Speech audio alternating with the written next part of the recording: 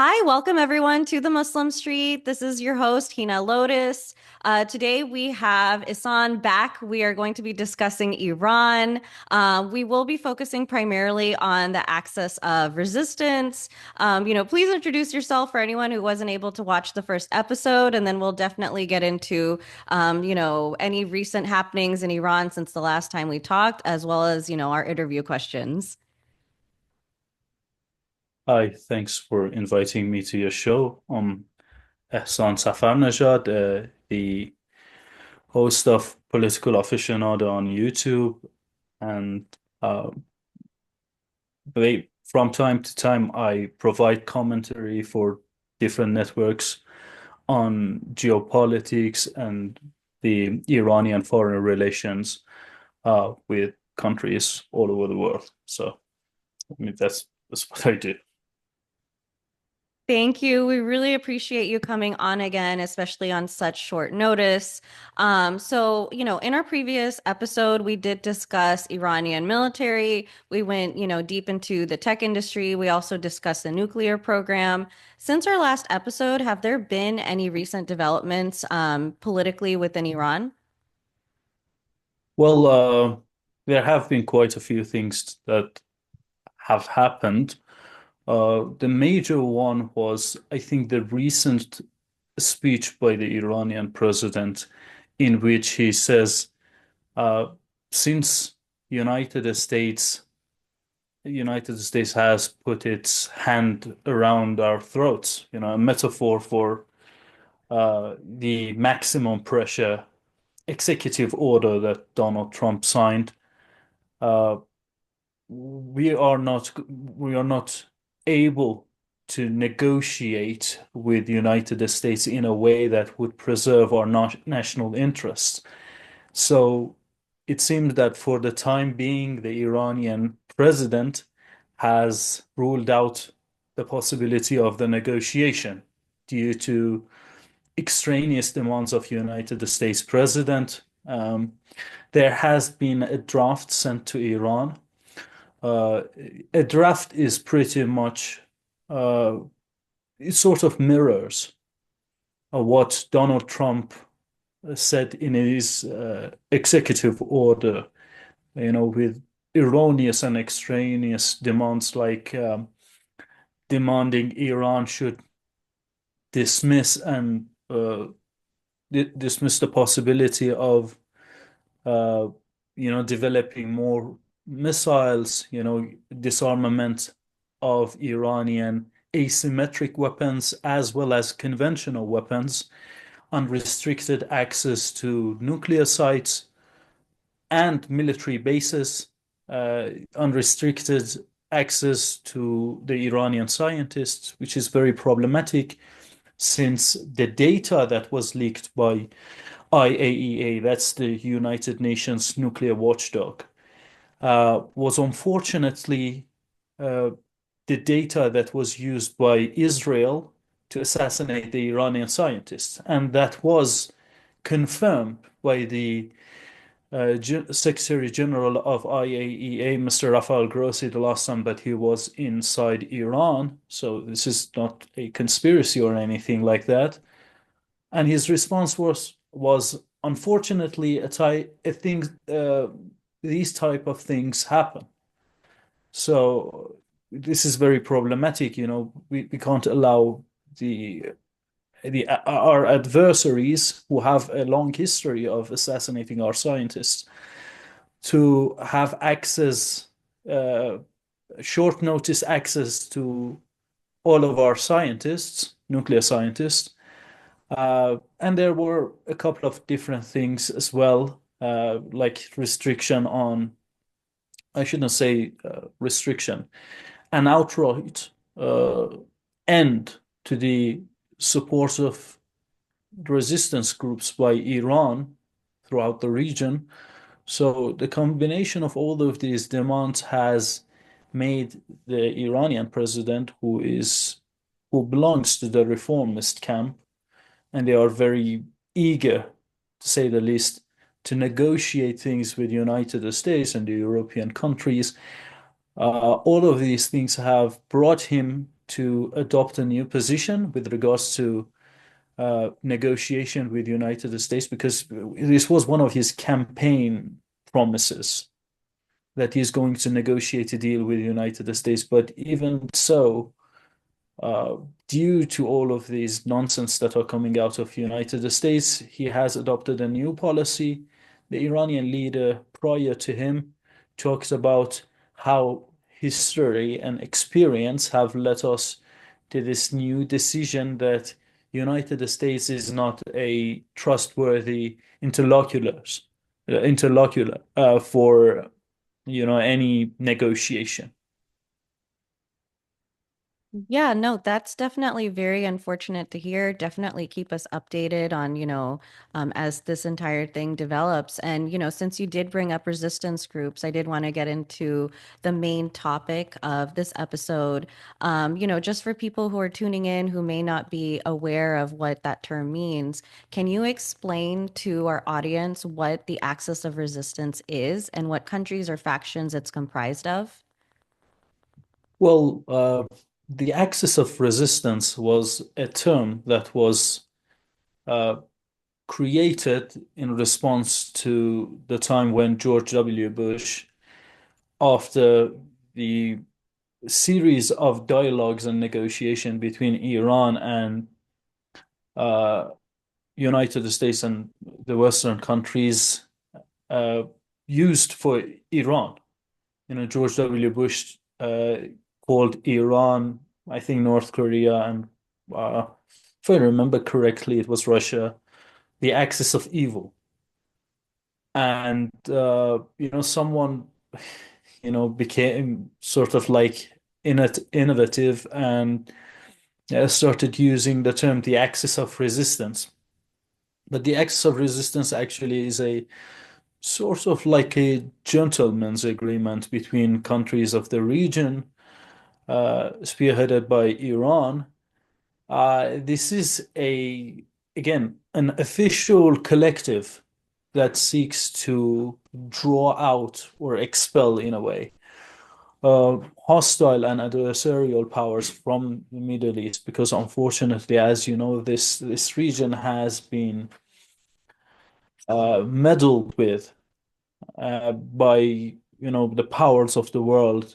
One of the major events throughout the history that I can refer to was the Sykes-Picot uh, decision, or whatever you want to call it, in which the powers in the world, France and Britain, to be more precise, decided what the borders of Middle East should be.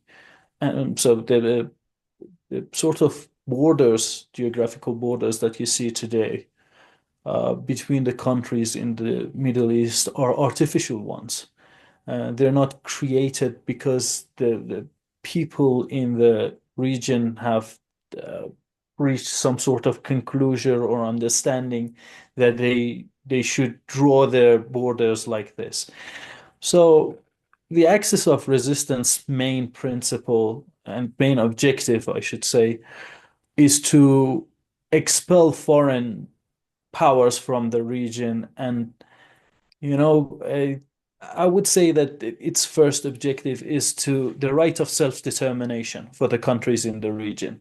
That's why you see that the axis of resistance usually tries to stabilize the situation, prevent what the Western countries call regime change, which is only like a sort of excuse in order to topple a government in the region and create instability and also plunder their resources. So that's the main objective of the axis of resistance. But through pursuing that objective, uh, what we all became united on doing was, the support for the Palestinian cause. So today you might see, people's definition of the axis of resistance being more uh, focused on the support for the Palestinian cause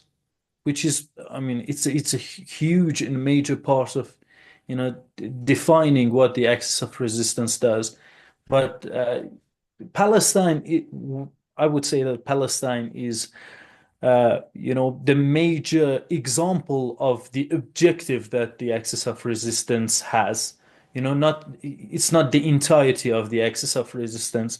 If tomorrow Palestine would be liberated, inshallah, Inshallah. uh, then, even then, there is also the intervention of United States and other countries uh, in the Western Hemisphere that we have to address. All the bases that they have inside the region, and unfortunately, they carry out drone strikes.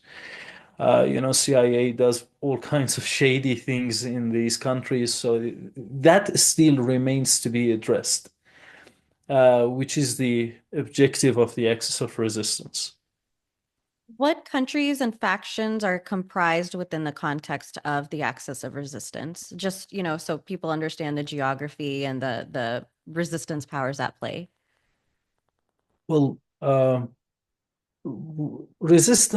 axis of resistance doesn't, again, officially exist. So, by that definition, it officially doesn't have any leader.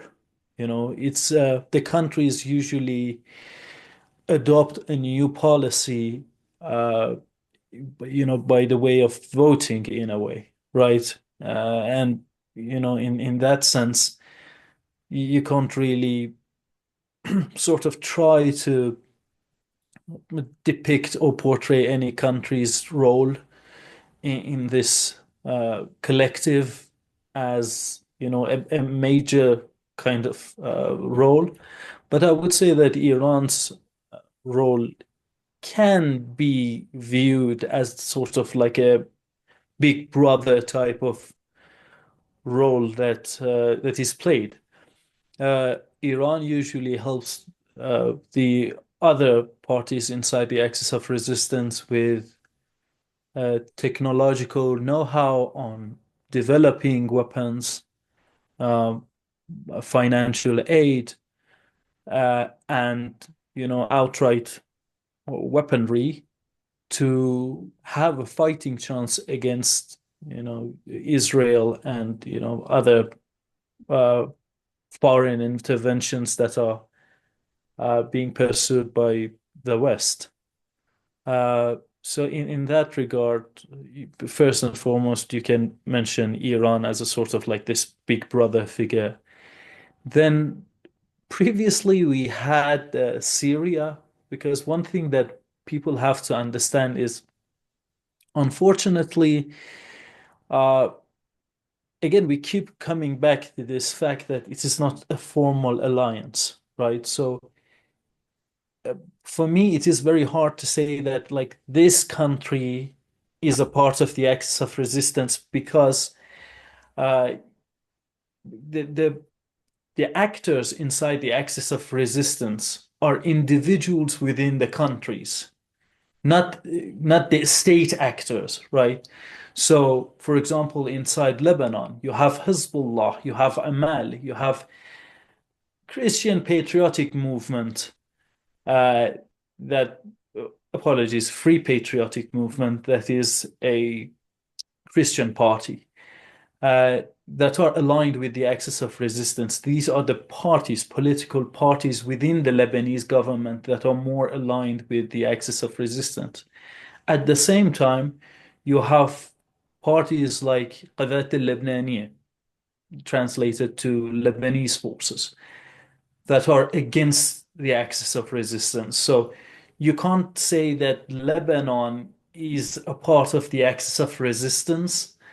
Uh, you can't say that they are not a part of the axis of resistance, because, again, as I mentioned, there is not a piece of paper that officially mentions the countries within the axis of resistance. So I implore your audience to keep that in mind, that when I say this country is a part of the axis of resistance, they would take that into consideration, that I don't mean that the government, the state itself, is a part of that agreement, but more so, individuals, political parties within that country are supportive of the objectives of the axis of resistance. So, with that in mind, Lebanon is a part of the axis of resistance. Syria used to be a state actor that was actually aligned with the axis of resistance. With the recent collapse of the Syrian government, things changed. The new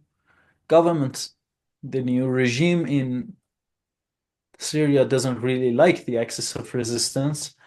Iraq is also another major player, and who can forget the the huge role that the Yemenis played in defending the Palestinian friends, to the extent that, great intellectuals like Norman Finkelstein said that, they can be actually nominated for Nobel Peace Prize.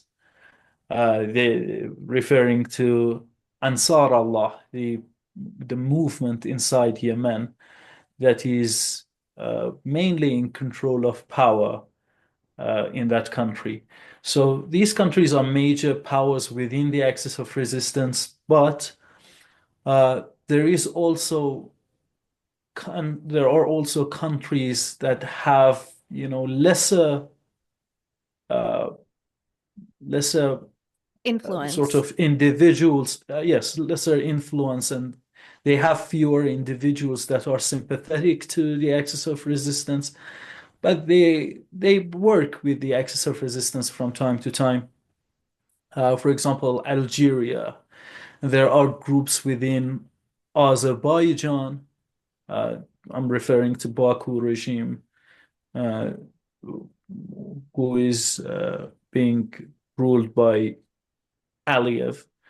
There are groups within Bahrain, within other countries in the region that also help the axis of resistance from time to time. And a country that is kind of close to you, Pakistan, also has this group called Zainabiyun that played a very, very big role in defending Syrian territorial integrity and the stabilization of Syria for the longest time. I've heard, honestly, unbelievable stories from the role that they played. I once heard from a military source that four of these people, four of Zainabiyun fighters, stood against 120 ISIS fighters. And if you know how good ISIS used to fight, this is not an endorsement, people. It's just a reality that unfortunately ISIS fighters used to fight rather well. And it doesn't mean that we agree with their objective, but uh, considering how well ISIS was fighting, to think that four people stood against 120 people, it's rather an impressive feat uh, that they tried to pull off and they succeeded. So, No, and I'm glad uh, that you actually brought this up because we had discussed this heavily in our previous episode. A lot of the will of the people or resistance groups or organizations or even political parties are not reflective of the governments, right, of these countries, not just within the context of like the MENA region, but globally speaking. So I think when we talk about the axis of resistance, I agree with you. When we're discussing various different countries, it's not necessarily the governments per se. Sometimes their objectives are vastly different than the will of the people or the political parties. But essentially, the axis of resistance has a multitude of different factions and groups, that are working collectively together for very similar objectives. And I know you touched on this just a little bit earlier, but I wanted to kind of go into depth in regards to all these various different groups that you mentioned and how Iran is, specifically helping these groups, financially in terms of military, maybe even nuclear power. Would you say that Iran is the nucleus of the axis of resistance, or do you think it's more complex than that? I would say so. It is. It is. It seems that that is the case with regards to the axis of resistance, because again, uh, when we think of the axis of resistance, we don't really have state actors within the axis of resistance apart from Yemen and Iran. Apart from these two countries, most of the axis of resistance is comprised of groups, political parties, military groups that are, sort of apart and members of the axis of resistance. So in that sense, having a state actor that has access to considerably greater amount of money, it has access to technology, it has the logistics needed in order to support different fractions within the axis of resistance. That makes it so that Iran would play sort of like a bigger role in the axis of resistance. And that was most certainly the case with regards to, for example, the support that Iran provided the Palestinian resistance, uh, which we can talk about it later on. But uh, all these different groups, Hezbollah, Hashd al-Sha'bi within Iraq, the Palestinian resistance, all of them in one way or another have been receiving the training on the how to manufacture, certain weaponries, how to carry out certain operations. These were all the things that Iran provided them with. It's not to say that Iran dictates the policies of the axis of resistance. I mean, uh, there is a concept within the axis of resistance. It is called uh, Wahdat al-Sahat, which means unity of the fronts, meaning that when one country is uh, in a struggle to maintain its territorial integrity or something like that, the other parties come to the rescue of that country. It's sort of like the Article 5 of NATO alliance. But again, since the axis of resistance is not really a formal collective, as I mentioned, uh, like there is no obligation. There is no such thing as a mandate that would force any country to let go of their national interest in order to do the bidding of a collective, right? It's not like NATO, but so in that regard, it doesn't have the major weakness of the other defensive collectives that are usually being sort of controlled by a major power or something like that. So in that regard, yes, Iran does the financing. Iran provides the transfer of technology or training, but I wouldn't say that they interfere in the internal policies of the said countries. That makes complete sense. And that actually brings me to my very next question. The Muslim Street focuses very heavily on Palestine, especially Palestinian liberation, granted everything that that region is going through. What intrinsic part does the axis of resistance play in terms of, Palestine, especially at this very moment and even historically speaking? Uh, well, as you mentioned, uh, Palestinian struggle has been the focus of conversation for many Muslims, many Arabs, and uh, it has been the case that within the axis of resistance too, we see a major focus on the Palestinian struggle. The what the axis of resistance did, for example, within the past 15 months that Palestine was in defending itself against the barbarism of the Israeli regime. For example, Hezbollah entered the war in 8th of October, a day after the start of the special military operation of the Palestinian forces on October 7th, Hezbollah actually got entered into the whole situation and constantly remained by the side of the Palestinian liberation groups to defend them.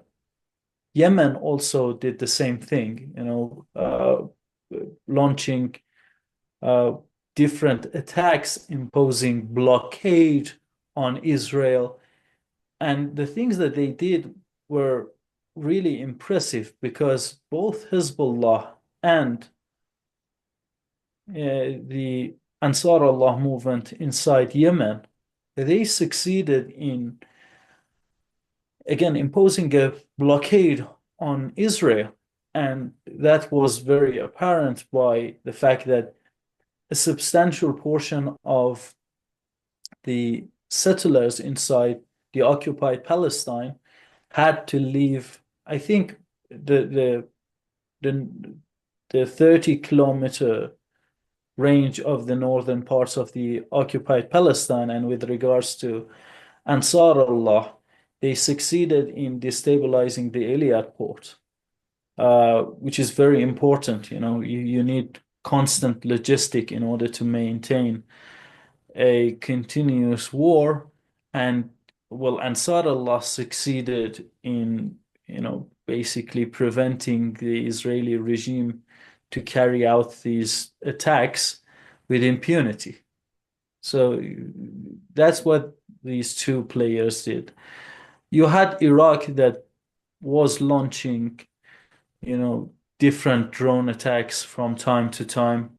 The interval of the attacks of the Iraqi groups were sort of longer than the attacks that were carried out by Hezbollah and Ansarullah.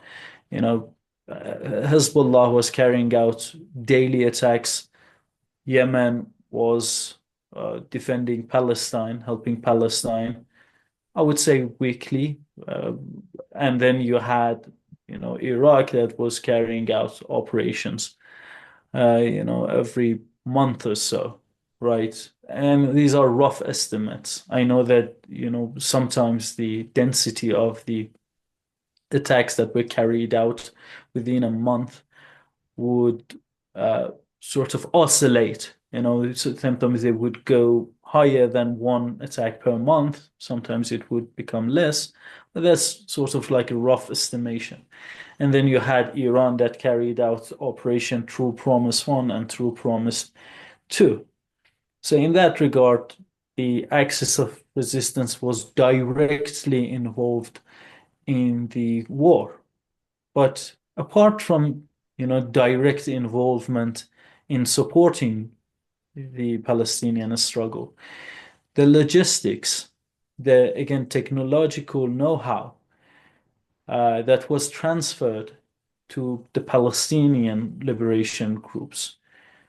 For example, you see that now the Palestinian liberation groups have units that are dedicated to carry out drone operations.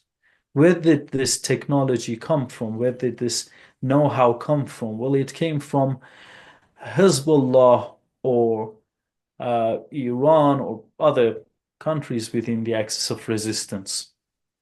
So, with regards to logistical support and the transfer of technology, the countries of the axis of resistance also helped the Palestinian struggle. In general, you can listen to the words of Abu Ubaidah, who is the military spokesperson for the Izzeddin Qassam Brigade, which is the military branch of Hamas, to the words of the late leader of the Hamas organization, Mr. Yahya Sinwar, Ismail Haniyeh, and the current leader of Hamas, um, whose name is escaping my mind right now, unfortunately, uh, that all of them spoke about the fact that Iran or countries of the axis of resistance, they never shy away from providing every support that they can to the Palestinian struggle, whether it be a financial assistant or military weaponry that they provided Palestine with, or uh, outright help on the battlefield itself.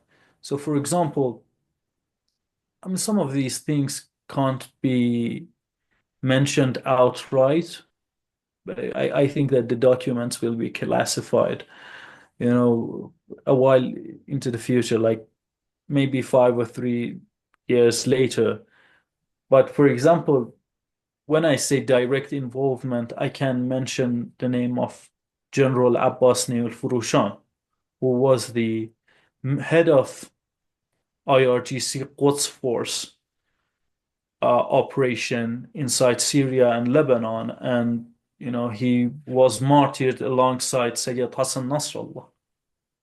Or how the fact that Israel had to use 80 tons of explosive in order to take out uh, Sayyid Hassan Nasrallah, Secretary General of Hezbollah. I would say that if you need 80 weapons, 80 tons of ammunition in order to take out a man, that sort of sends the signal of how much of a role that person was playing in the in helping the Palestinian forces. Initially, the plan was to, I think, uh, use 40 something tons of explosion.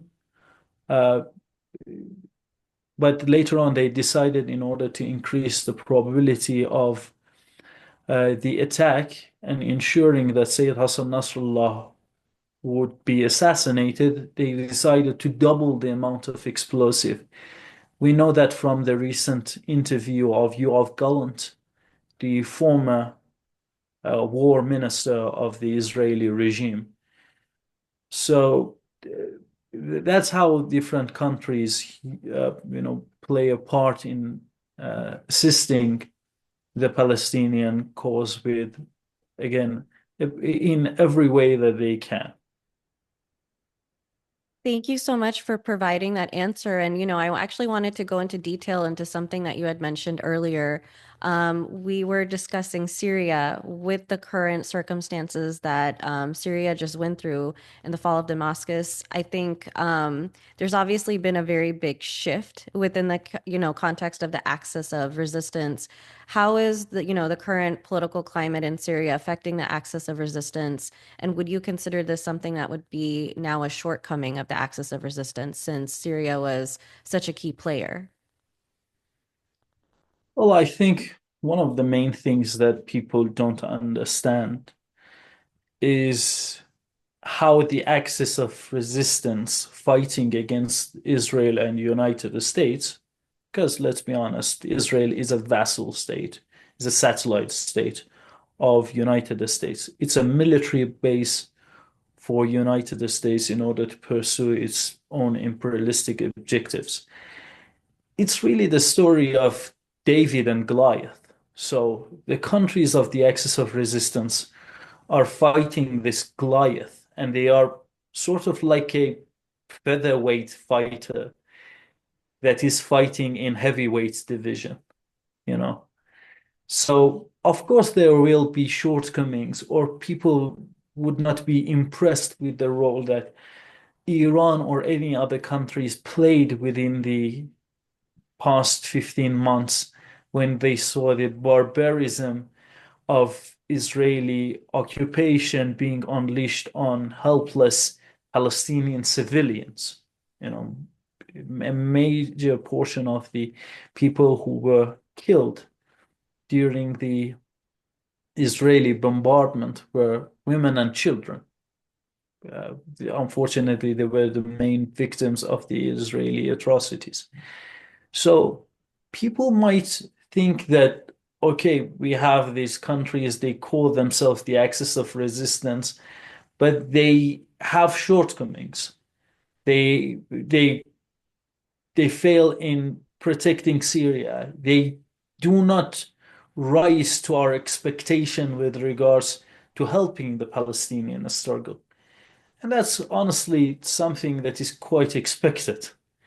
And when you're fighting a country that has resources much, much greater than you, again, I have to mention that 70% of the expenses during the past 15 months that Israel used in order to, you know, unleash this barbarism on the Palestinian people were uh, provided by United States of America, right? So, I mean, they are sort of linked to this sort of vast ocean of logistics, money, weaponry, and that again makes it very hard for the countries to actually fight against fight this sort of uneven battle, right? What happened in Syria was unfortunate. It was a failure of the axis of resistance.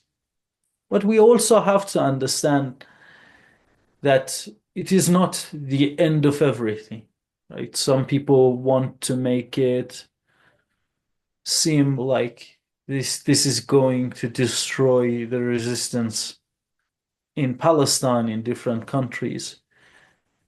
No, because as I mentioned, the axis of resistance has a way of collaborating with different individuals within a certain country in order to pursue its objectives.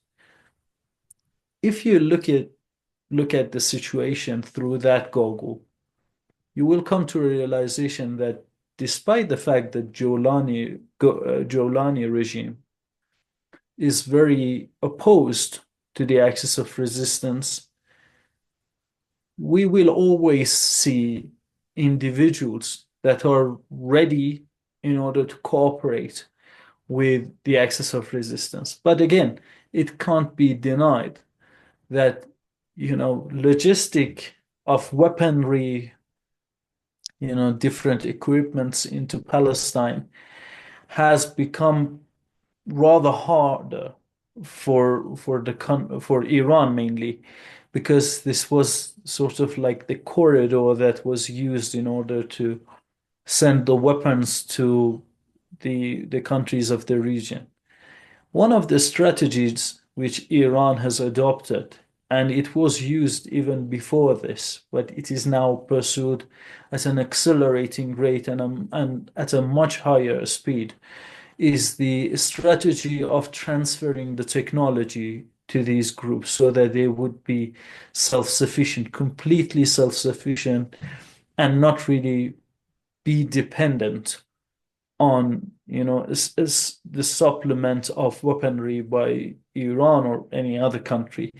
So, I mean, that's one of the ways that Iran is trying to ameliorate the situation. One of the other ways that Iran, again, is pursuing to help the resistance group is by sending the experts to these countries, military advisors.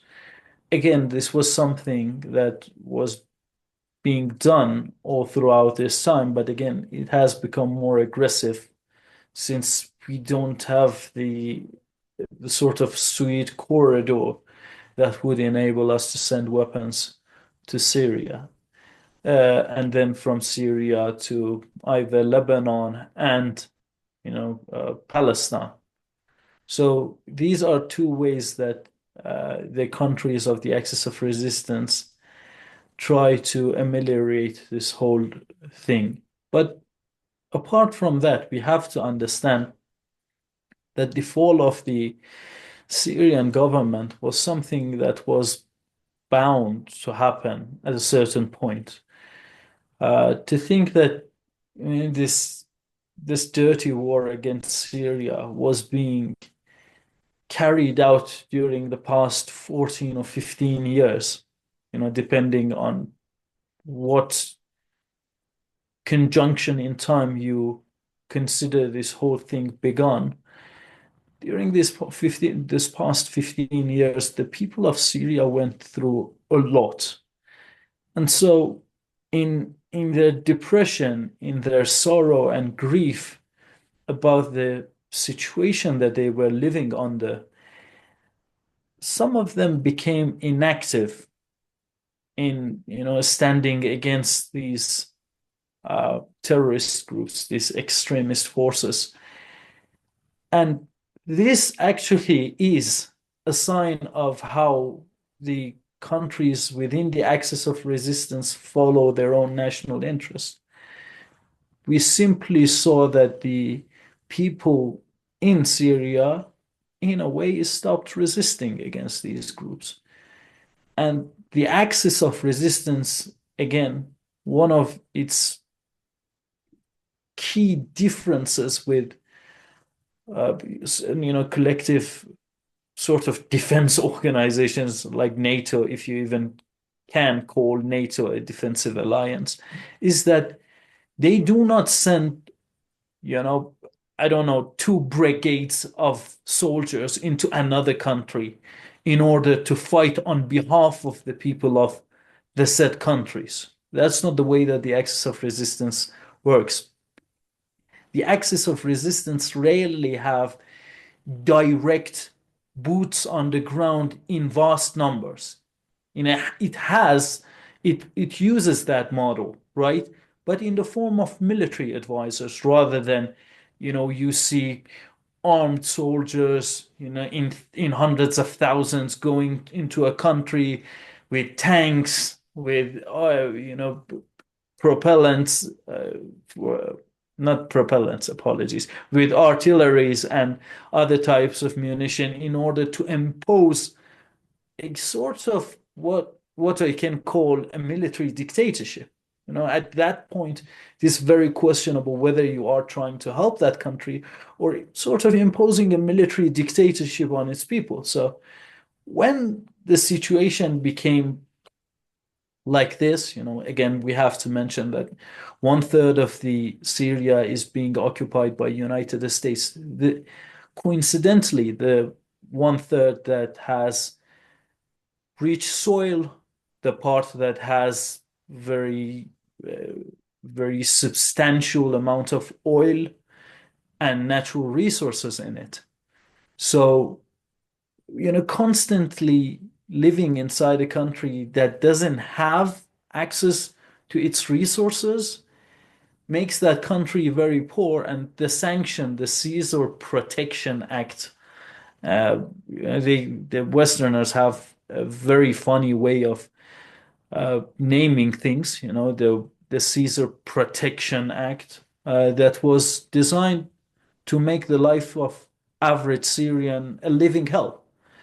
So the combination of those sanctions and hindrance of their ability to access their natural resources brought the Syrians to the state in which they wouldn't have, you know, the incentive needed in order to fight against these groups, and it became what you saw. The entire country collapsed in less than, you know, like 15 or 14 days, in less than 2 weeks. So I would say that there is very little that the countries could actually do uh, without looking unbelievably evil, sending, vast numbers of soldiers into Syria to, to fight a battle that the Syrians themselves are not willing to fight. No, and that makes complete sense because one thing that I did want to bring up is if, these various different resistance groups, factions, and organizations within these countries are not able to, self-sustain, right, on a national level, they're not going to be able to give solidarity on an international level. So even though clearly they're allies and collective objectives per se, at the end of the day, if a country isn't able to sustain itself, especially this is independent of the government, but the people themselves, if they're not able to sustain themselves, if they're starving, if they're suffering, if they themselves are going through a multitude of different things, it's very hard for, us to then expect them to give solidarity to others who are suffering. So I think it's very imperative that these groups are able to, sustain themselves, help their own people, help themselves, and then only are they going to be able to help others. And, this actually brings me to my next topic. It's actually very controversial, and very, I've been looking forward to asking you this question. There's a lot of debate and conjecture in the West. There's some people who say that, Iran is a true ally of Palestine. And then there's a multitude of other people who say, Iran is actually very self-serving. It's not an ally of Palestine. It just appears that way as a byproduct of like a series of circumstances. What is your stance on this? Especially with these ongoing debates that I've, often heard. I just wanted you to kind of clarify your thoughts on this. It's a kind of debate that I would never get involved with, to be honest. Because after everything that we saw, how can one seriously even, you know, present that idea in a gathering and not be laughed at? If it's such a lucrative business, being If I an may ally, interject for one moment, um, I obviously have my opinion on this, and I have a feeling that you and I may share our opinion. We also have to remember that the West is not getting the news from the Middle East, and a lot of people's prime source of media is American or Western MSM. And so a lot of people's opinions are not dictated by facts or by taking objective news from, let's say, all sources possible. It comes from very biased views. And so I think that's what the Muslim Street tries to do. We try to undo a lot of the indoctrination. We try to do a lot of, or undo, excuse me, a lot of that. All the biases that we're getting in the West. I think a lot of people are not well informed because think about it. At the end of the day, if you have a prime news source, CNN, BBC, Fox, MSNBC, there's not a lot of people who go out of their way to do independent research and look for the truth because what they believe is that the news that they're seeing is the truth per se, which is why the conversation that we're having is very important. You and I are well researched in various different news outlets, and we look at a multitude of different countries in order to form our opinions. But I think in the West, people don't have that luxury, and that's because they believe that what they're being told by their governments and these corporation bought out news sources is the truth. And I think even a lot of Muslims in the West fall prey to that, which is why the conversation we're having at this very moment is so dire. you're right. And look, as a person who gets invited to different shows, I do understand why people ask me this, right?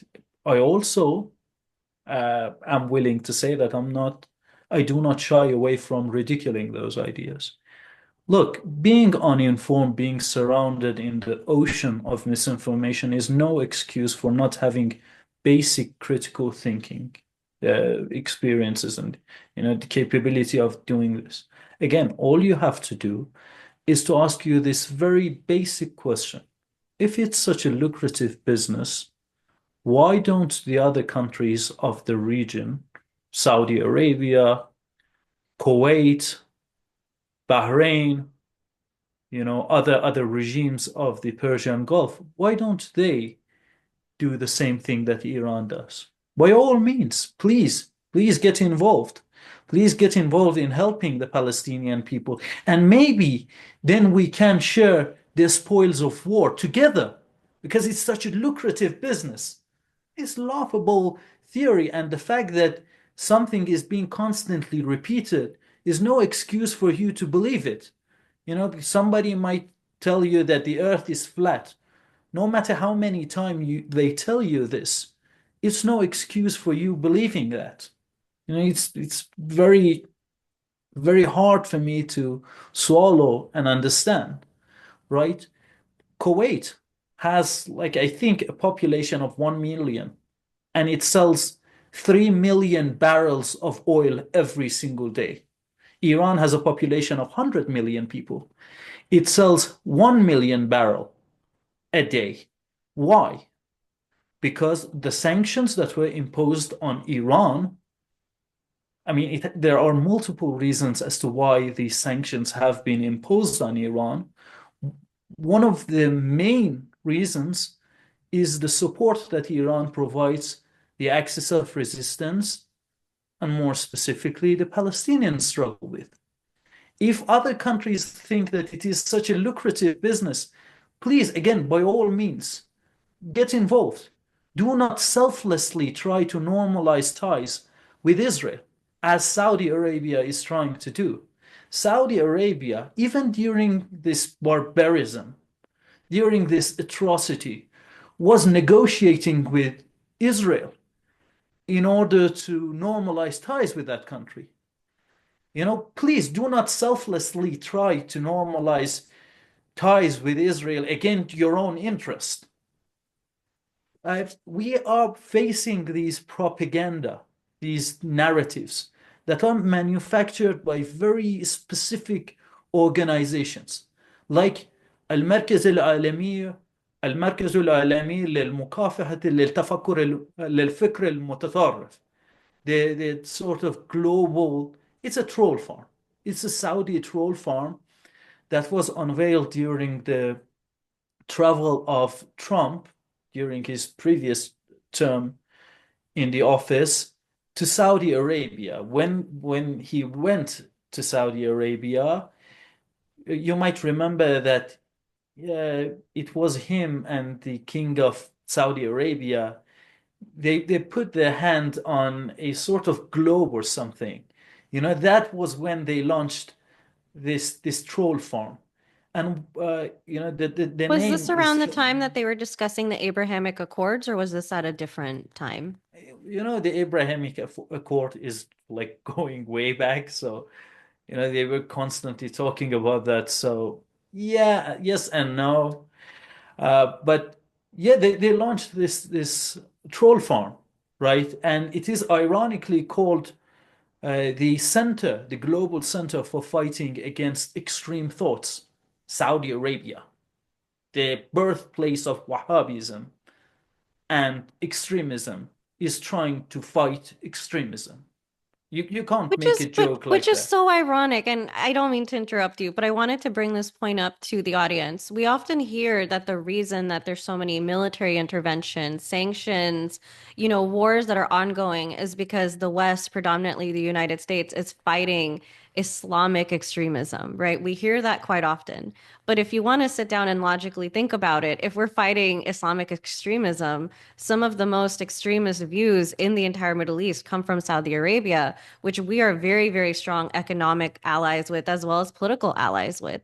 So this begs the question then, are we really quote unquote fighting, extremist Islam, or is there something else at play? And is that, an excuse that's being used? Because I think when, they talk about women's rights and suffering and poverty and, Islamic extremists that are taking advantage of their own people, hoarding wealth, things of that nature, I think Saudi Arabia is one of the biggest examples of that. And yet that is, a nation that we have not, bombed. There's no military intervention. There's no regime changes. So, I really implore our audience to think about these things because, just as Hassan said, when you get away from the indoctrination, you get away from the propaganda, you get away from these biases, and you sit down and you think for yourself, you start to realize that a lot of what, the United States is doing, especially when it comes to, MSM per se, is it's brainwashing people to think that, the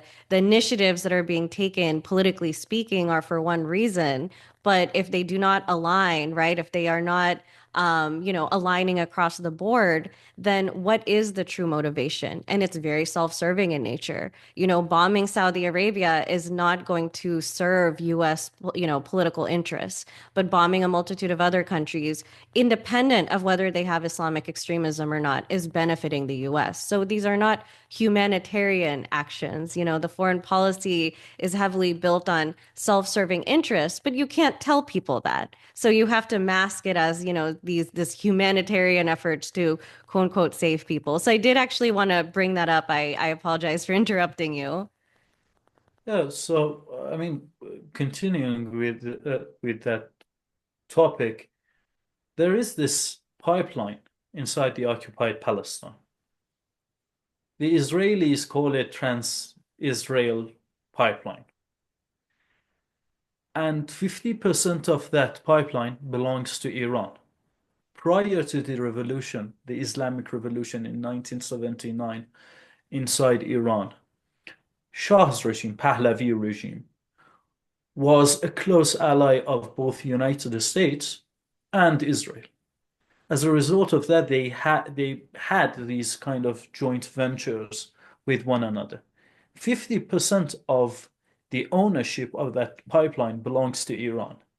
But due to the fact that Iran supports Palestine, the revenue that is generated annually by that pipeline is not given to Iran. That's one of the sacrifices that Iran has made.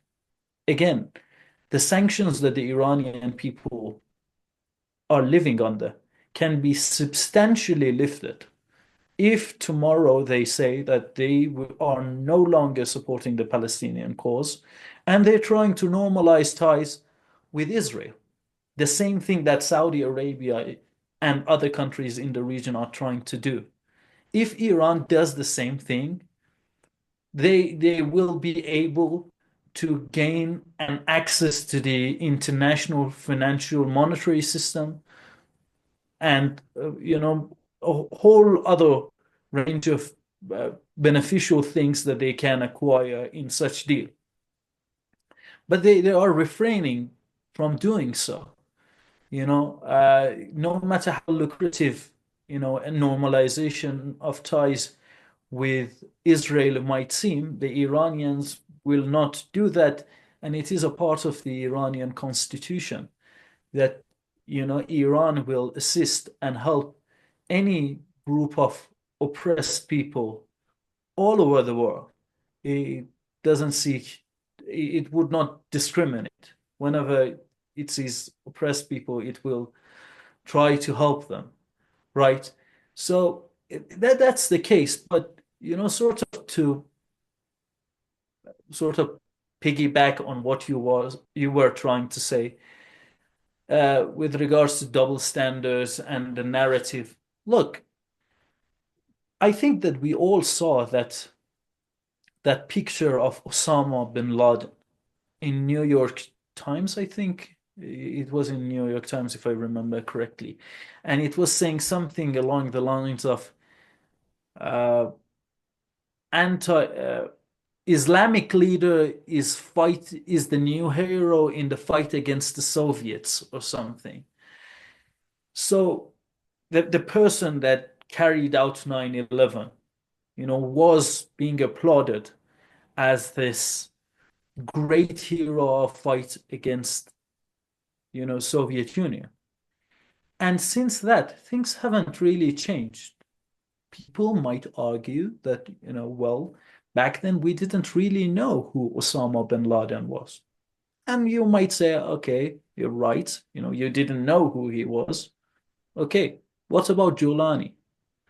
Giuliani these days is portraying a picture of himself as a person who made a mistake, and joined Al Qaeda as if it was a phase during his teen years.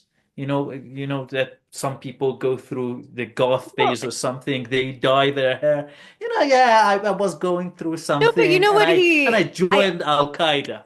I saw what you're talking about. He listed it as if it was just he was bored and he just needed like an internship during the summer, like it was just some extracurricular activity. Like, oh, I could have played basketball, but I chose another route instead. It was just so casually said to the point where it was downright disturbing. No, no, you're actually you are saying that, and you're laughing. I'm laughing because it's so ridiculous. But this is actually what he said. He said that he joined Al Qaeda because it gave him the experience. Like again, like internship. In his previous interviews, he said, different things that brought me to think that, oh, he's talking about like a phase that he was going through in high school or something. You know, he was really into this specific band. You know, it happened to be Al Qaeda. So I don't know. But The Taliban.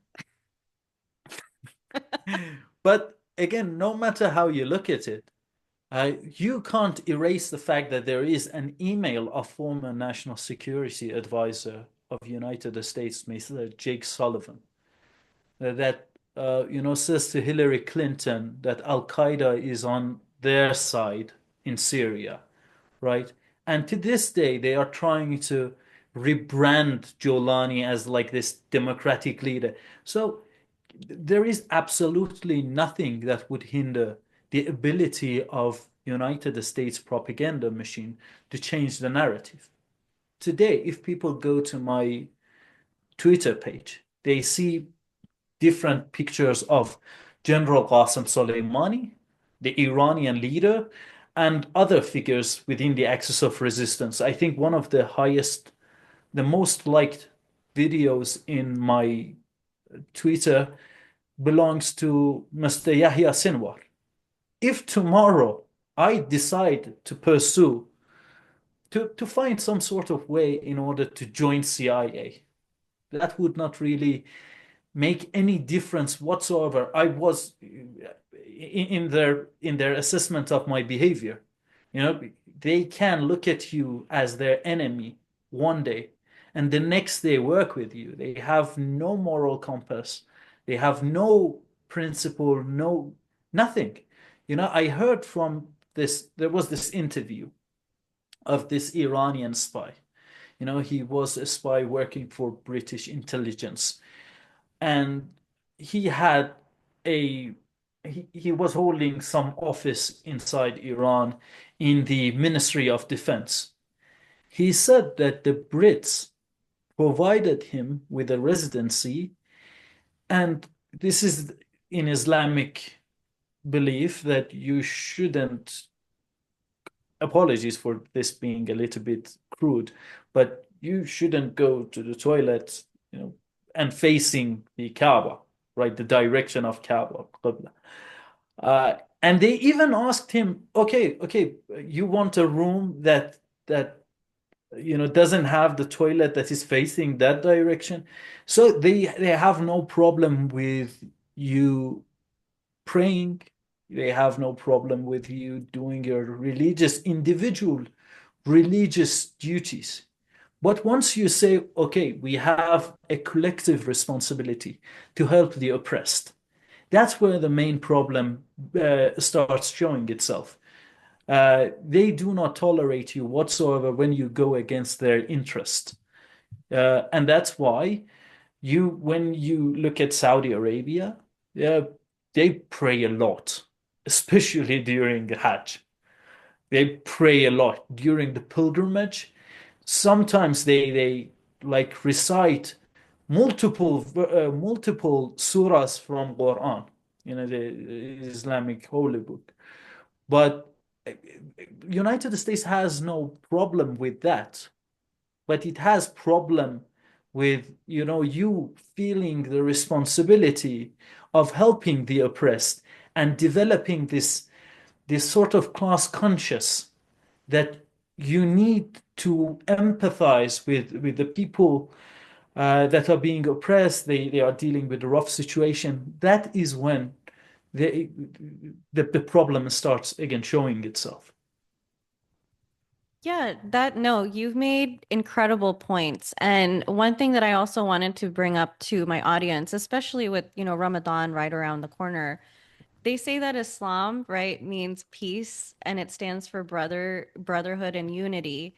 And so a lot of the actions that we see within the context of our ummah, these various different countries, these resistance groups, these factions, a lot of people think that Islam is, it's reduced down to dogma, which is, following the pillars. But I actually think it's obviously obligatory, and I'm not arguing that by any means. but it is such a teeny tiny fraction of what is comprised within our religion. And so if you look at the actions of individuals and how they are treating the oppressed and, who they give solidarity to, who they are allies with, is there monetary gain? Is there political gain? If there's a lack of gain and they're doing it just because of class consciousness or unity, it actually shows, I think, on a a certain level, the quality or the kind of individual this person is when they practice Islam. So that is just something to really keep in mind, because they discuss dogma quite often. And if we just reduce it down to dogma, I think it's taking away the actions and using Islam as a way to guide your morals, your values, your ethics, the ways in which you view life, right? We have to view life through an Islamic lens, right? And that should be the precursor before even any political ideology or economic ideology or anything of that nature. So that's just, I'm totally getting off topic, but I did want to bring that up as well, because I really want to implore my audience to think about these things and make these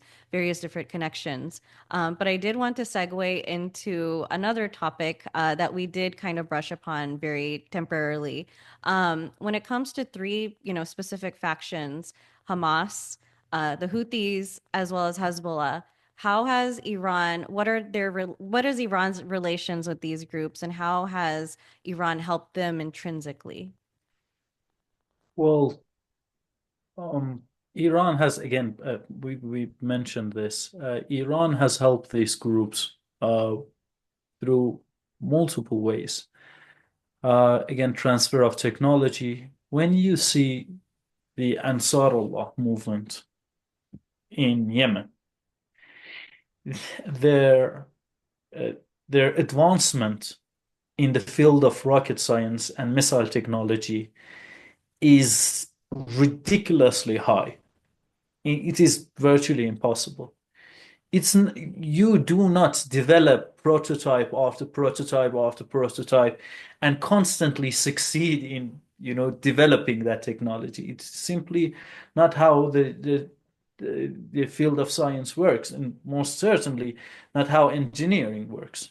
Trial and error is an integral part of developing new technologies. So when you see the Ansarullah movement uh, claiming that it has now produced hypersonic missiles that only four countries in the world have, Russia, China, United States, and Iran. And this group, the poorest Arab country in the world, says that it has succeeded in making hypersonic weapon. I'll leave you with the question how they were able to make this. How they were able to achieve this accomplishment. So I would say that, the answer is rather clear. For example, the Tufan missile that they have is Iranian Qatr F missile. The drone that they use, Hadid Sadid, I think. Uh, Apologies, not Hadid, not Sadid. Hadid was the recent drone that Iran unveiled. Sadid was something else. Wa'id, Wa'id 2 drone that they were using was Iran's Shahed 136. And, Russia had to pay money in order to purchase that weapon. Ansarullah movement gained access to that technology due to the fact that the axis of resistance doesn't work the way that uh, the worldly alliances in kind of work, right? It is, you have heard since your audience is prominently made up of Muslims. I do not have the habit of reciting verses from Quran, but it is said إنما المؤمنون إخوة, right? The people of the faith are brothers and sisters.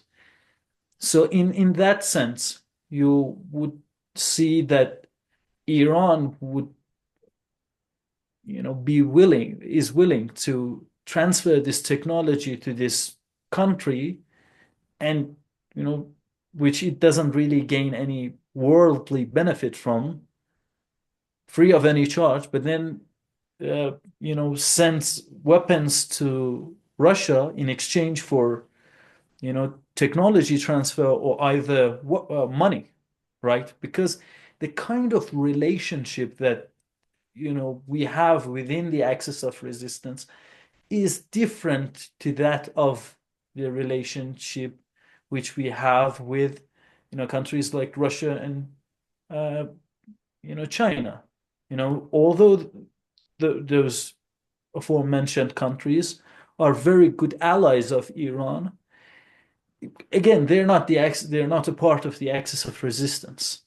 They are not, and we don't have that kind of brotherhood with them, that kind of brotherly relation with them, So it's purely right? like political and like political in nature.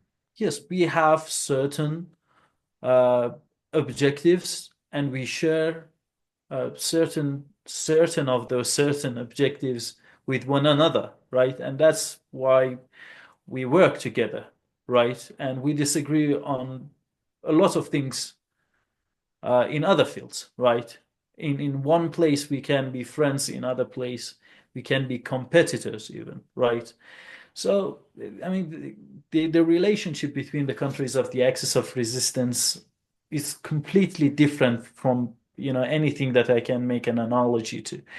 But again, going back to the specifics of the kind of aid that Iran provided, uh, Ansar Allah or Lebanon's Hezbollah with, the kind of drones that you see being used in both uh, uh, Hezbollah and Ansarullah movement. Uh, the technology, the know-how is coming from Iran. For example, the Lebanese forces, not Lebanese forces, Hezbollah, is using Fajr rockets. It is using uh, the a sort of rocket that we called Falaq inside Iran. I've forgotten what the name of what the version which the Hezbollah uses is called. I think it is called Furqan, if I remember correctly. But yeah, again, the same thing with regards to, for example, they have this missile called, they are using missile Fath 100, 110. That is an Iranian missile. Uh, by the way, Iran was also giving that technology to Syria. It was being, the same missile was being used as Tashrin missile inside Syria. Unfortunately, Israel has destroyed those production facilities, and no longer the Syrian people have access to that technology, right?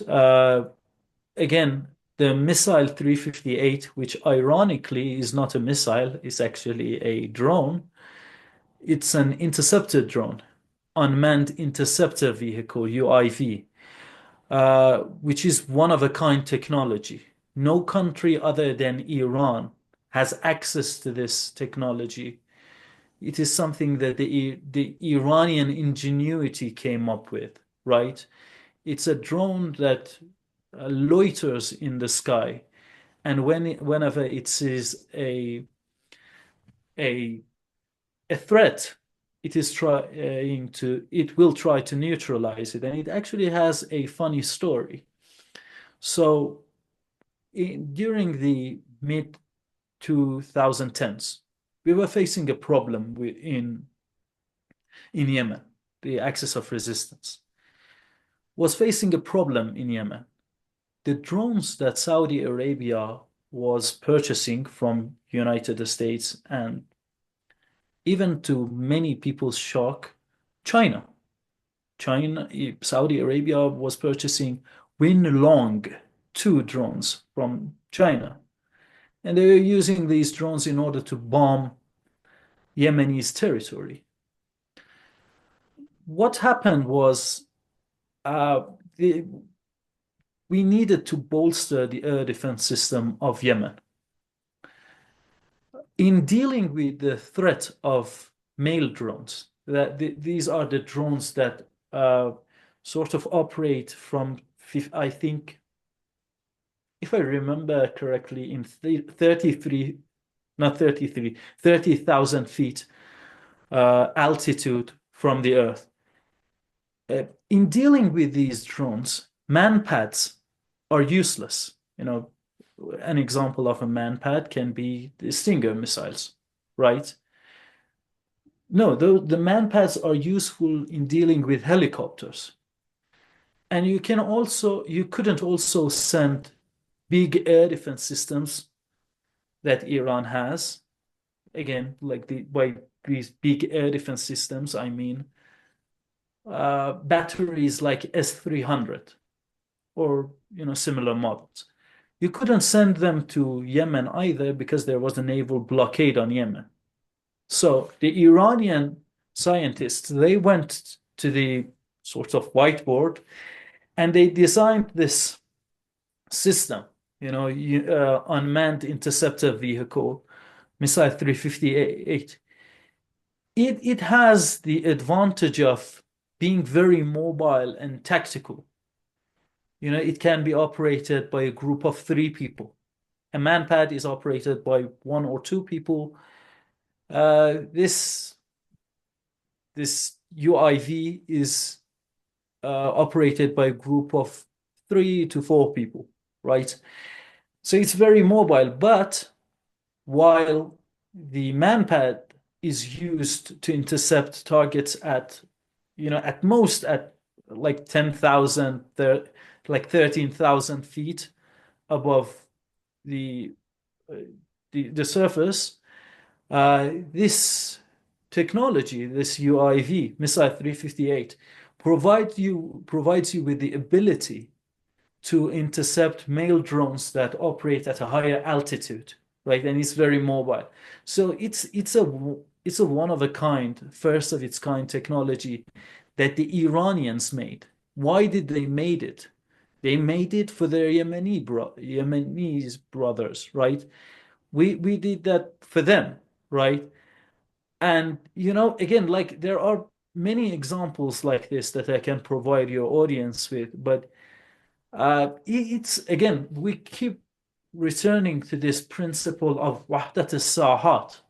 When Yemen is under invasion, Iran feels the need in order to help Yemen.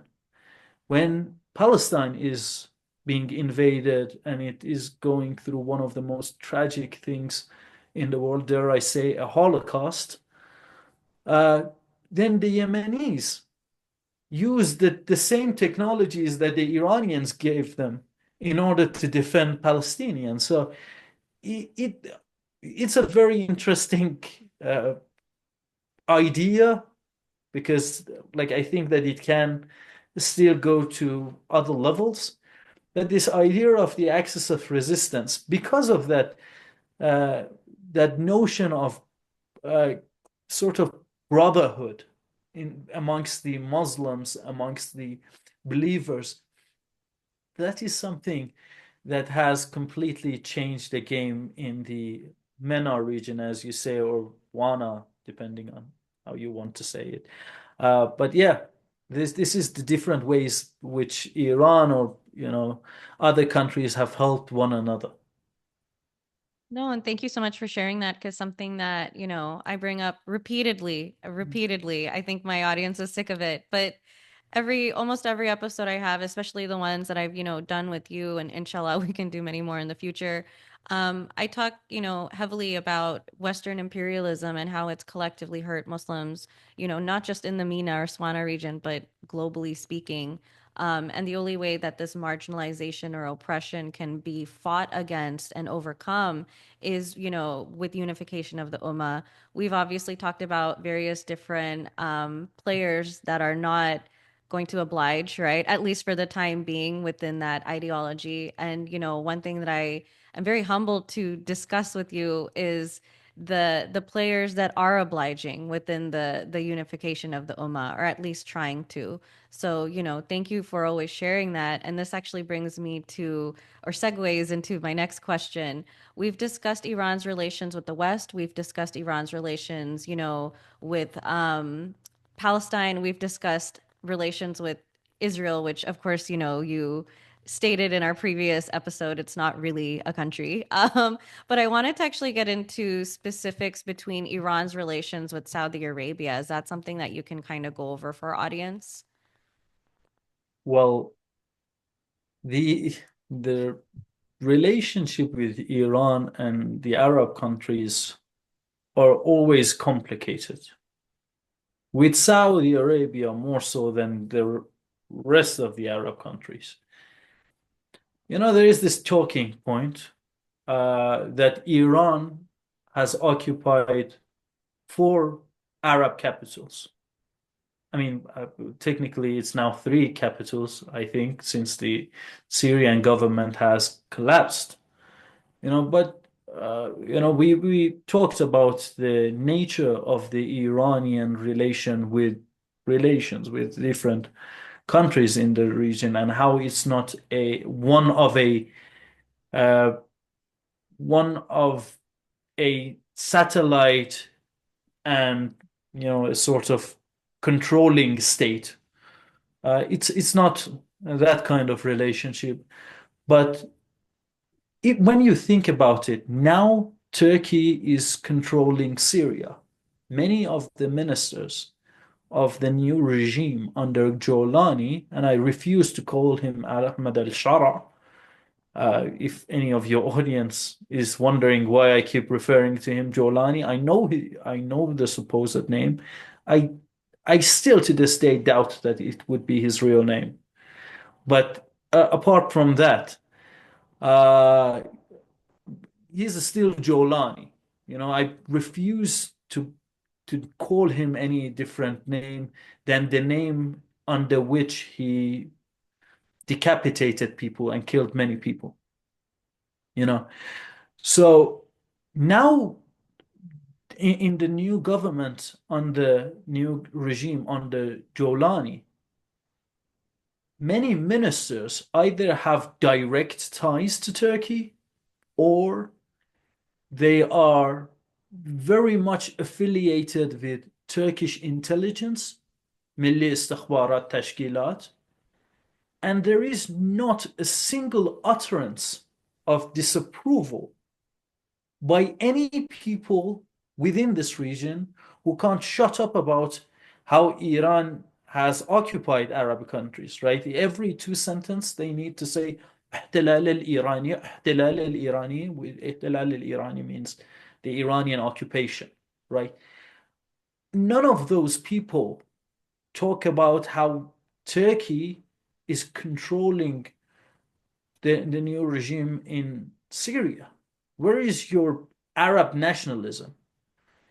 A part of it, unfortunately, is due to the fact that there is a real Shia Sunni divide in the region. Thankfully, after October 7th and the unity of the axis of resistance with their Sunni brothers inside Palestine, and the fact that most of the countries within the axis of resistance are Shias. Iran, a Shia country, Iraq, a Shia majority country, Lebanon, 30% Shias. Lebanon, when we talk about Lebanon, yes, it is 30% Shia, but Hezbollah is 100% Shia. Ansar Allah from Yemen, it's also a Shia movement. So, considering how, like, the Shias stood side by side with their Sunni brothers, thankfully, the situation has shifted a little bit, right? That divide that is the creation of the aliens, the adversarial foreign powers to the region that try to divide and conquer the countries of the region. That is less of an issue But unfortunately, you talked about dogma and how some people are really, really focused on, pursuing certain objectives. This unfortunately ties into that topic. And there are always people who allow their emotions to get the best of themselves and to so that they would directly play to the hand of the Israeli war criminals, the United States imperialist officials. That is always going to remain an issue, right? So this is the general dynamic between Iran and the Arab countries. After each True Promise operation, Iran's popularity surged within the people of the Arab countries. And we saw many people within the videos defending their Shia brothers, saying that although they still remain Sunnis, but due to the fact that Shias have remained by the side of their Palestinian brothers, that is the reason why they now have a sense of brotherhood with the Shias, right? So that has ameliorated the situation to a great extent. Actually, But and with so, some, oh, I apologize. I was just gonna say, or add on to what you're saying. There's a multitude of people who are very supportive of the axis of resistance, especially within the West, all over the world, honestly. And there's this joke that people say, whether they're Muslim or not, whether they're Sunni, Shia. I mean, I've heard Hindus, Christians, people from all over the spectrum say this. They say, I may be Christian or I may be Sunni, but I am politically Shia. And when people say they're politically Shia, it means that they align themselves with the axis of resistance. I just thought you'd find that very entertaining. yeah, yeah, I actually heard that joke once before. But yeah, that means that they're anti-imperialists, that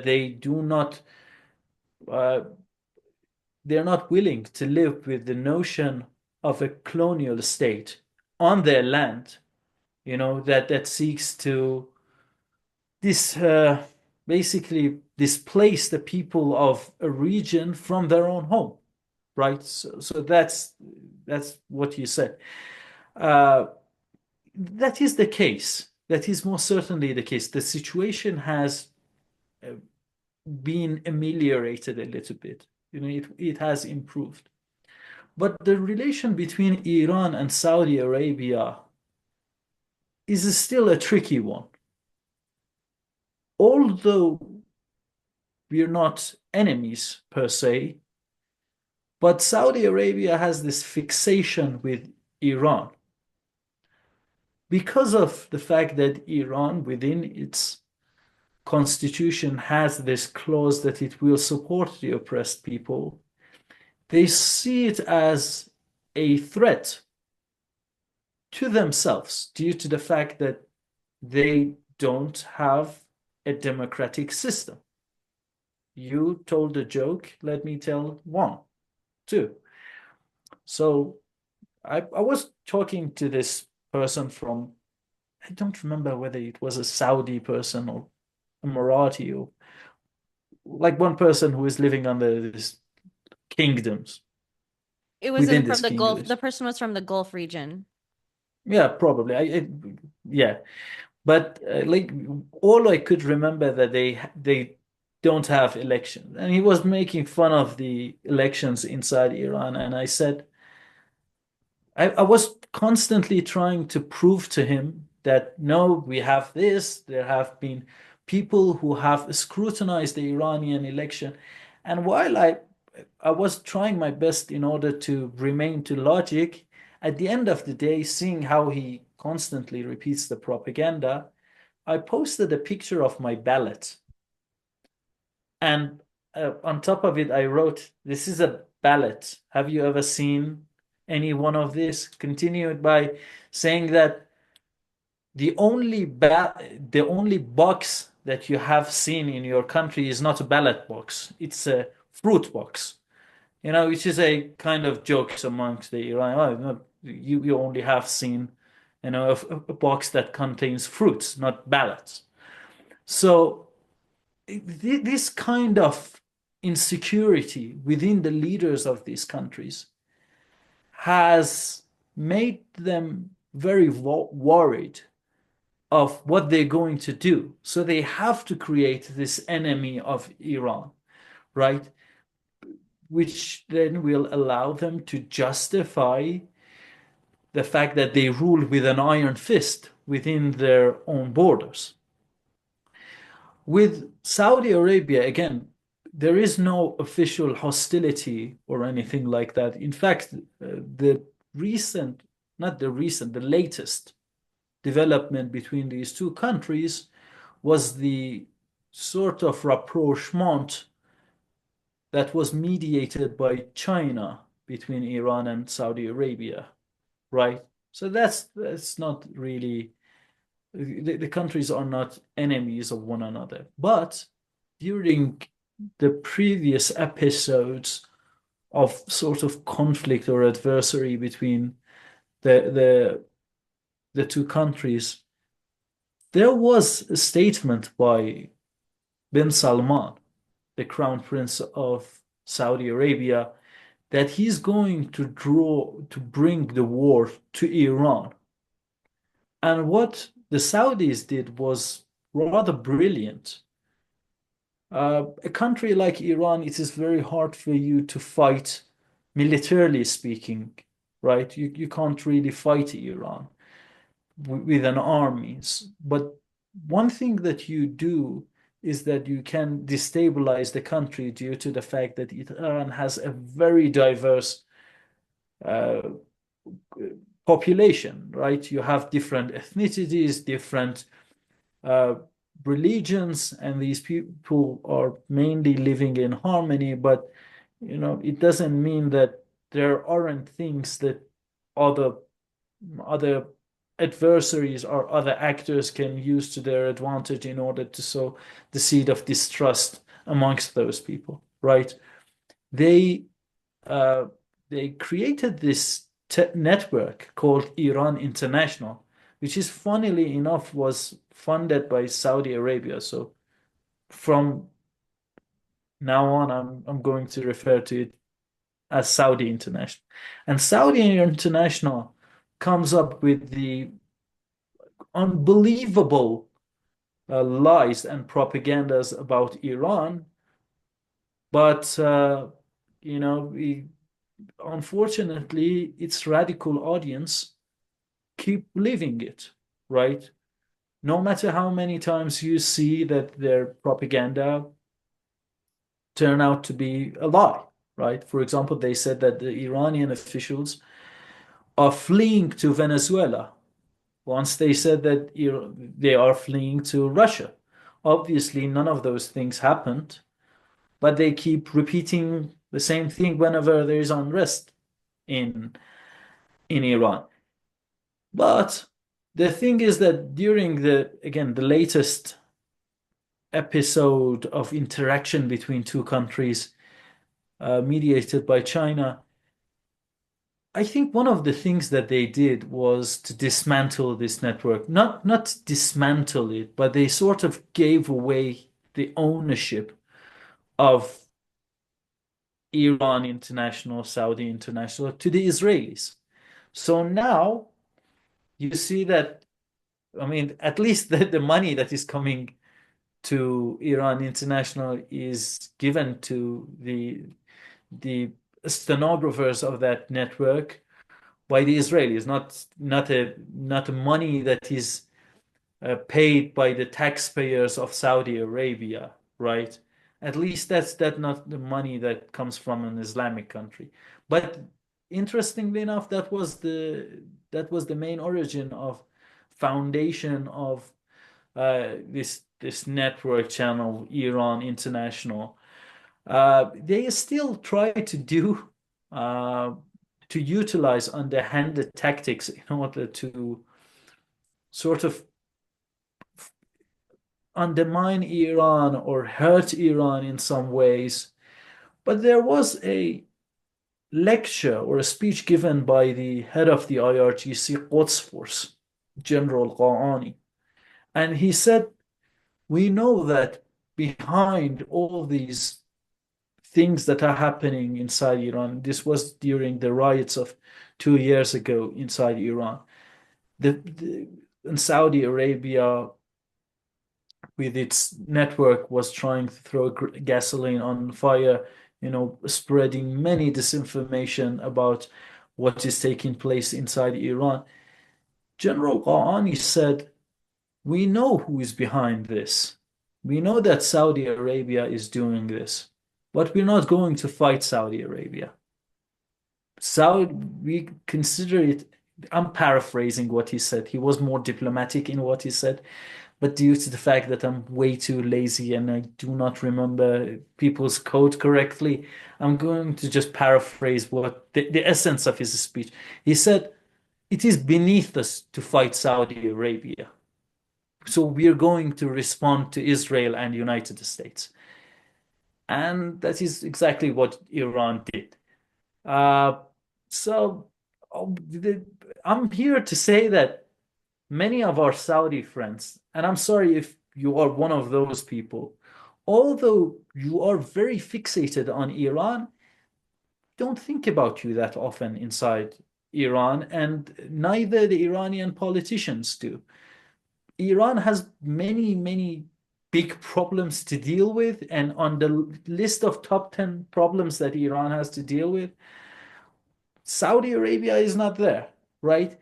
And I'm not saying this in order to humiliate Saudi Arabia.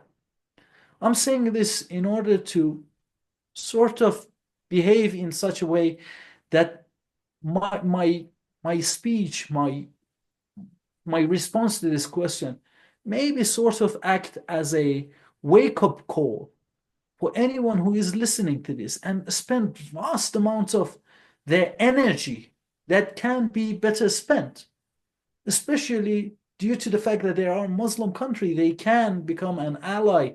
They can help Iran and other countries inside the axis of resistance fighting to uphold Arab honor, because you know at a certain point, many people around the world start asking question, what is this Arab nationalism that fails to help the Palestinian people, but can't shut up about Iran, right? At some point, they will start asking the question. And as a person who likes his own country, I don't think that anything is wrong with you being having nationalistic feelings toward the country that you were born in, right? So Arab nationalism can be something very beautiful, and if it solves, uh, the Palestinian struggle, it can be. I will become an Arab nationalist tomorrow if that would be any solution to the Palestinian issue. But if But it's unfortunately, Oh, I was just going to say, if it's solidarity to Palestinians that constitutes, being part of Arab nationalism or, joining the Arab League, quote unquote, I would say even Ireland would qualify to be, Arab nationalists because their solidarity and dedication, especially being a Western country to stand up for Palestine, has been incredible. So if Arab nationalism is a thing and Saudi Arabia doesn't qualify, I would say that if there was a draft, Ireland should be in the top three, contenders if that's the case. yeah, again, so to just sort of wrap up what you asked me, and I went on this tangent. So I mean, this relationship between Iran and Saudi Arabia is not of mutual conflict, but of the nature of a unilateral conflict. The fact that Saudi Arabia is constantly held up to, like, Iran that existed under the Sassanid Empire, right? Still to this day, people use a certain kind of language, and you can feel their emotion behind the words. When somebody says Al-Furas al-Shia, which means the Persian Shias, and they say it as if they are trying to insult you, which is not, because I am indeed a Persian, I am Iranian, and I am Shia. So that's an accurate description of what I am. But the way that you are saying it, thinking that it is an insult, it clearly shows that this goes beyond, a simple disagreement in politics. You have a problem with my essence, with something that I have very little control over. I mean, no control over. I can't be born in any other race than I was born with, right? But that kind of shows the underlying racism that exists there. I'm not quite sure if I'm able to convey what I'm No, trying to say. you're making a very valid point because the interesting thing about religion versus culture and politics is in the context of Islam, it is the greatest equalizer, right? So in like the context of Islam, everyone is equal, regardless of socioeconomic class, race, ethnicity, political or economic ideology, and the list goes on and on. But when you see racism, right, in the context of, the Ummah, it kind of goes directly against the teachings of Islam, which I always found very interesting. But we see it all the time. We see anti-blackness. We see, anti-Iranian or Persian sentiments. I've seen anti-Kurdish sentiments. I've seen anti-subcontinental or South Asian sentiments against, Pakistanis and Indians. We see it all the time. And these practices are so normalized, but at the end of the day, it goes against the context of Islam because regardless of whatever ethnicity you are, a Muslim is a Muslim. Regardless of whatever sect you are, socioeconomic class you are, a Muslim is a Muslim. So I think when we see these acts of racism, right? Even if it's very subtle in nature, it's not upholding the teachings of Islam, and that goes back to what we were discussing earlier, the dogma versus the ideology and how both are very important in terms of practice. But I did want to segue into another very interesting topic. We just went over the relations between Saudi Arabia and Iran. We touched a couple of times on, China and Russia. So, from my understanding, you said that China and Russia are not members. Not to say it's an official organization or anything, but since they're not members of the Axis of Resistance, what are the political and economic relations between Iran as well as China and Russia? If you wanted to kind of go over that as well for my audience. Yeah, so I actually forgot the exact number of because resolutions have numbers, right? Resolution 1835, resolution like 1736. I forgot the exact number of this resolution, but Russia, Russian Federation, voted in favor of a resolution that calls Houthis, that designates Houthis as a terrorist group. So you can't be a part of the axis of resistance while you consider a very major part of the axis of resistance as terrorists. When you think of them as terrorists, when you vote in favor of them being designated as terrorists. But this goes back to the thing that Russian Federation, is not a part of the axis of resistance. You can think of it as I even honestly have a struggle to call it an observer state, because like inside BRICS, inside Shanghai Cooperation Organization, you have members, you have observer states, and you have like dialogue partners, right? I I even struggle with calling them an observer state, right? But maybe they're like dialogue at best. We can call them. Actually, the dialogue partner is a state above the observer state, if I remember correctly, inside the framework of Shanghai Cooperation Organization. I have to recheck that. But they are sort of like a dialogue partner to the axis of resistance, right? There was this rumor that the Russians provided satellite imagery to the Ansarullah movement inside Yemen to deal with special forces of Israel, United States, and certain other countries to deal with them, you know. So maybe from time to time they help the axis of resistance, but their commitment is not 100%. You know, it's incomparable to the commitments that the other countries within the axis of resistance have. But during the recent years, I think that they have become more affiliated with the axis of resistance in a way. They are providing the Ansarullah movement with Is it certain part of sorry, I had a quick question. Is it possible that China and Russia are affiliated with the Axis of Resistance because it's more like the enemy of my enemy is my friend, or is it different? marriage of convenience, right? We have same enemy. You hate them. We hate them. Maybe I can help you and then help you to hurt them and then use you as a negotiating leverage inside our talks, right? The recent meeting between the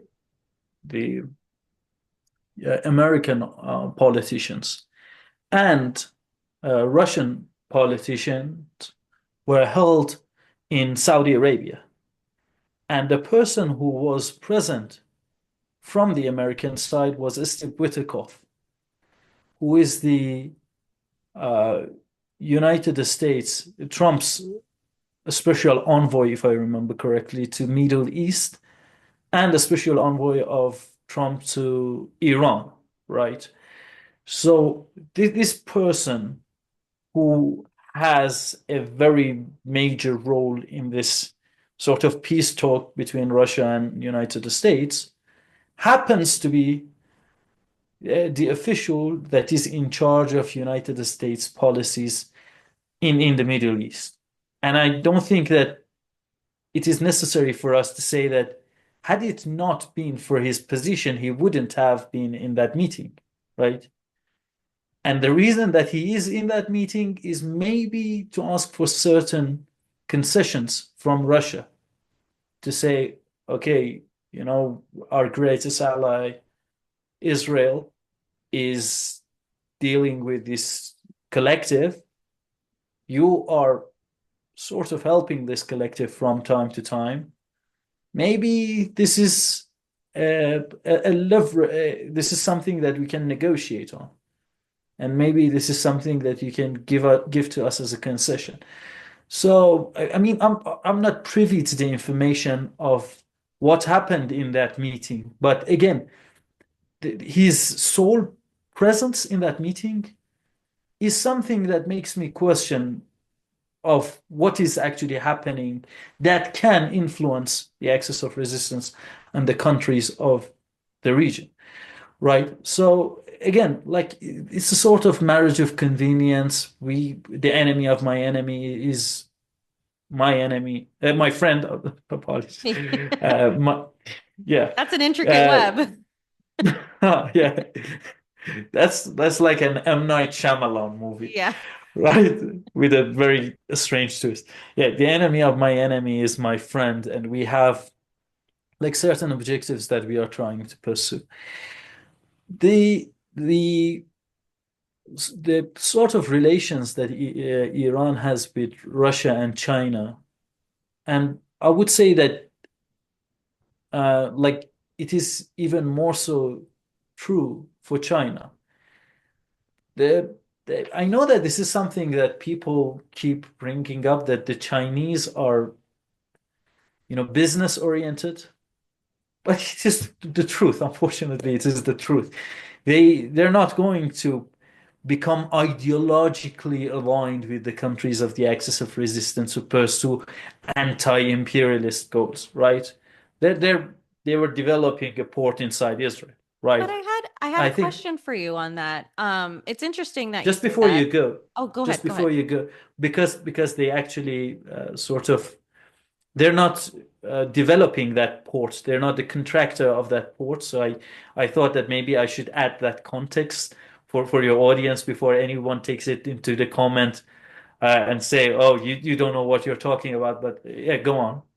Yeah, no, I was actually going to say, China, obviously we know that the US tends to police the world. So the US, on a multitude of occasions has talked about the human rights violations that China is committing internally, right? Like in terms of their domestic policies, which, I've often heard a lot of it is propaganda. But that being prefaced, China themselves will come out very often and criticize the United States for their domestic policies and how a lot of them constitute, human rights violations. Do you think they're doing that more so to humiliate the US, or is it to actually hold people accountable for human rights? I mean, I can't really say that they're doing it as uh, a major principle that they have, and it is very hard for me to talk about this because the one of the things that we talked about was how people accuse Iran of pursuing its own benefits. So for me to say that, oh no, that's not the case with regards to Iran, but to my credit, and let me give myself a little bit of credit. To my credit, like I tried to justify it with data and certain facts, but it is hard for me to do so with regards to China. I mean, when you see, well, the sort of uh, famine that we saw in Yemen. And the images that were coming out of Yemen were horrific, horrific. Children with malnutrition to the extent that their rib cage was completely visible, right? The the fact that many of these kids, many of these people were going in a state that would cause damage to their cerebral cord or like your brain and mental faculties.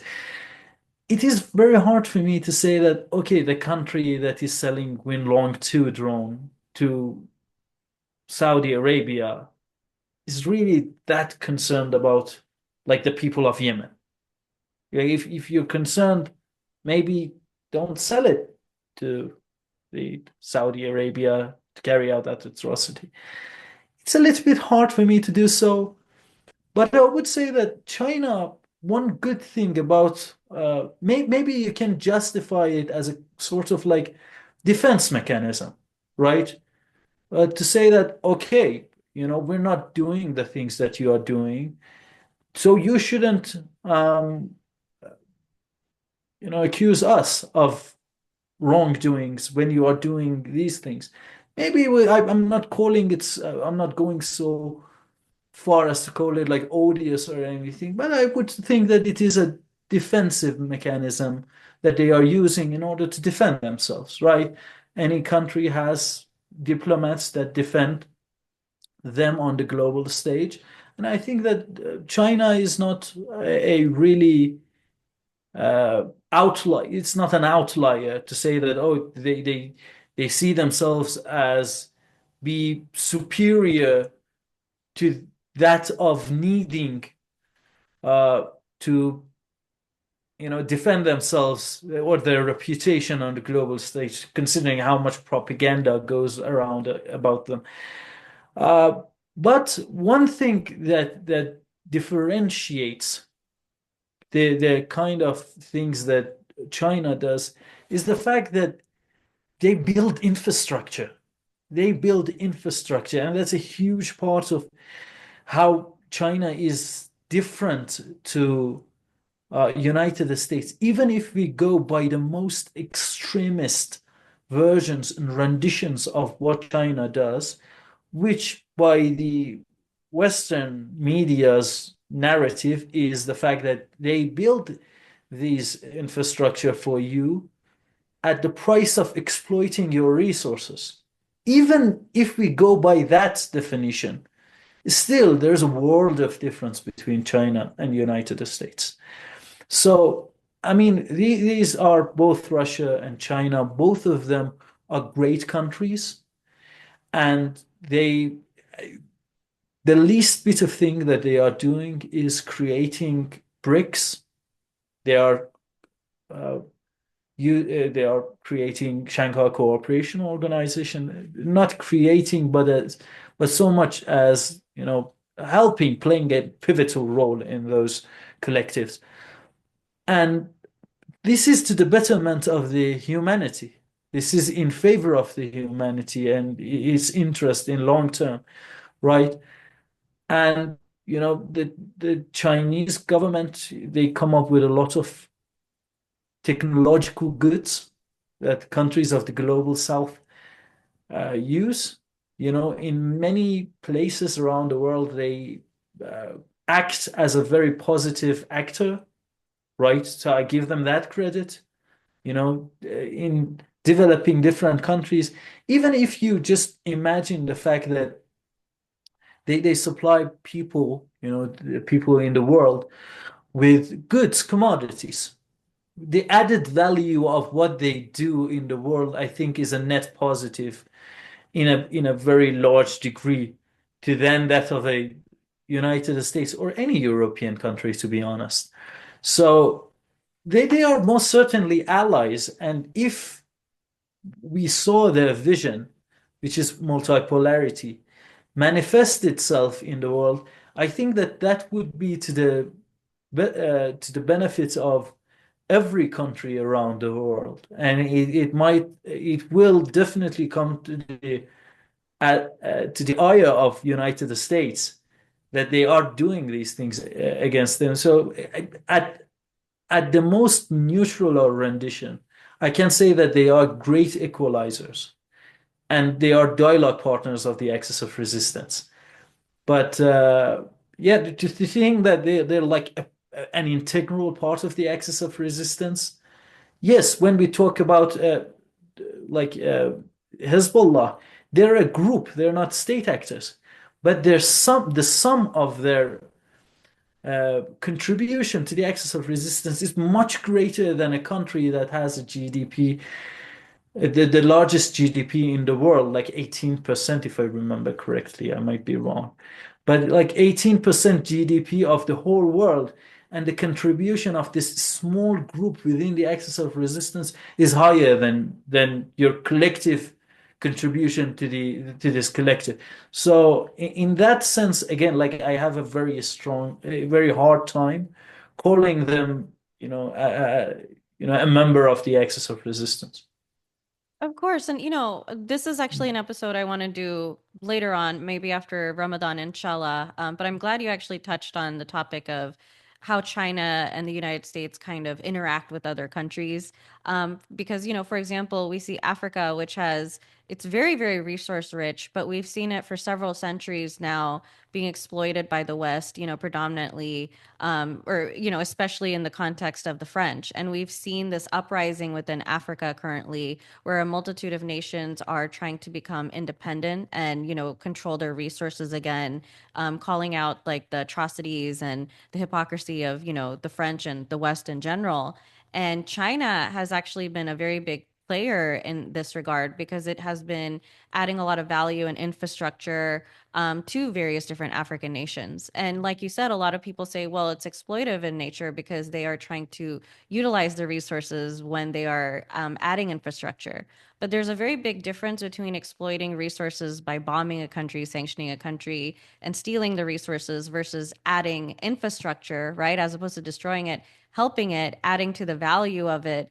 And then potentially, I'm not saying they're not, using the resources for their benefit. I don't think any country's resources should be used for selfish purposes, but if it's going to be done, there's more so diplomatic ways and qualitative ways to do it, is all I'm saying.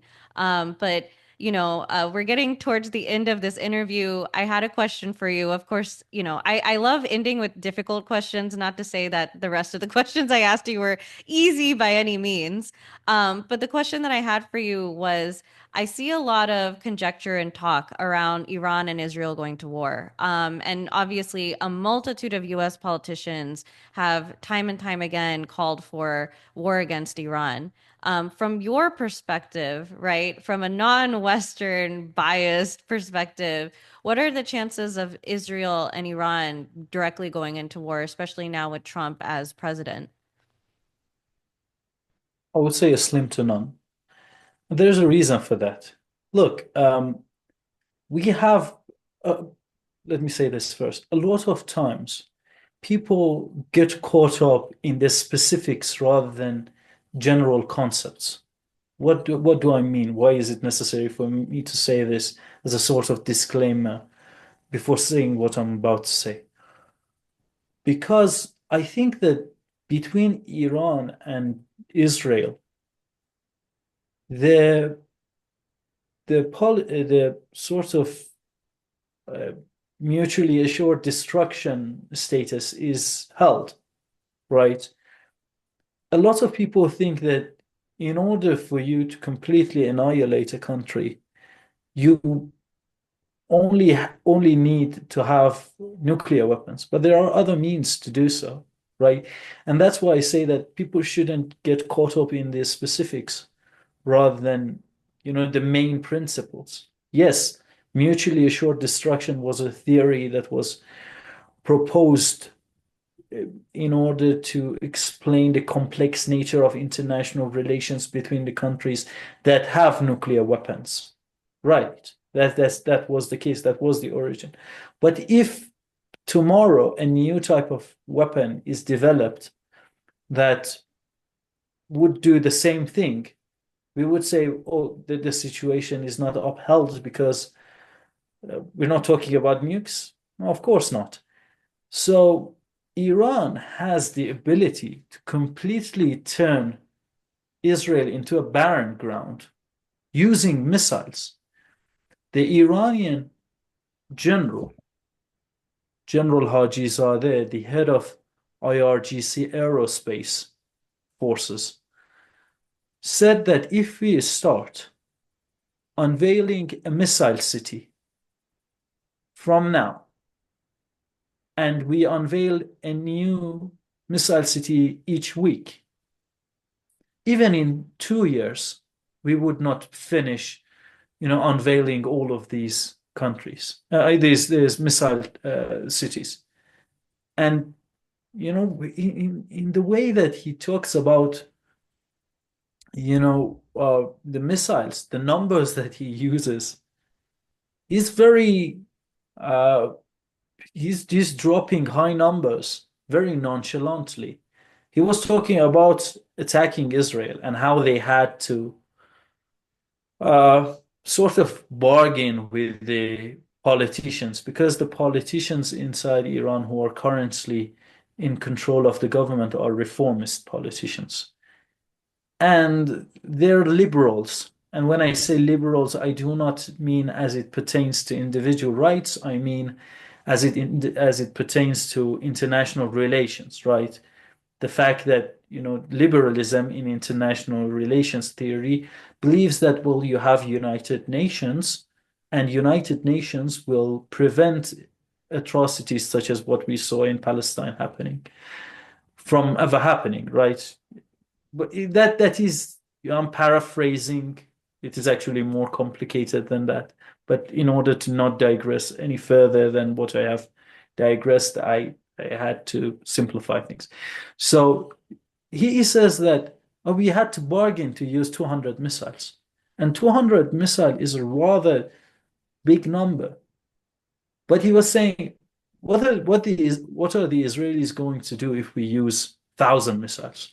And the way that he was saying that very nonchalantly is rather impressive. It speaks volume as how much of sheer damage he can unleash on Israel, right? Just through missiles alone, right? So, and when you think about Israel, Israel's width is like 45 kilometers, if I remember correctly. When we talk about Israel's width, we mean Palestinian, the width of the Palestinian territories. It's like 45 kilometers, 75 kilometers. That's nothing. That's the distance that people commune inside Iran to get to their work and return back home. Palestine is a very small country, and because what I'm about to say is very derogatory, I will say Israel. Israel is a very puny piece of land that is very easy to crush, right?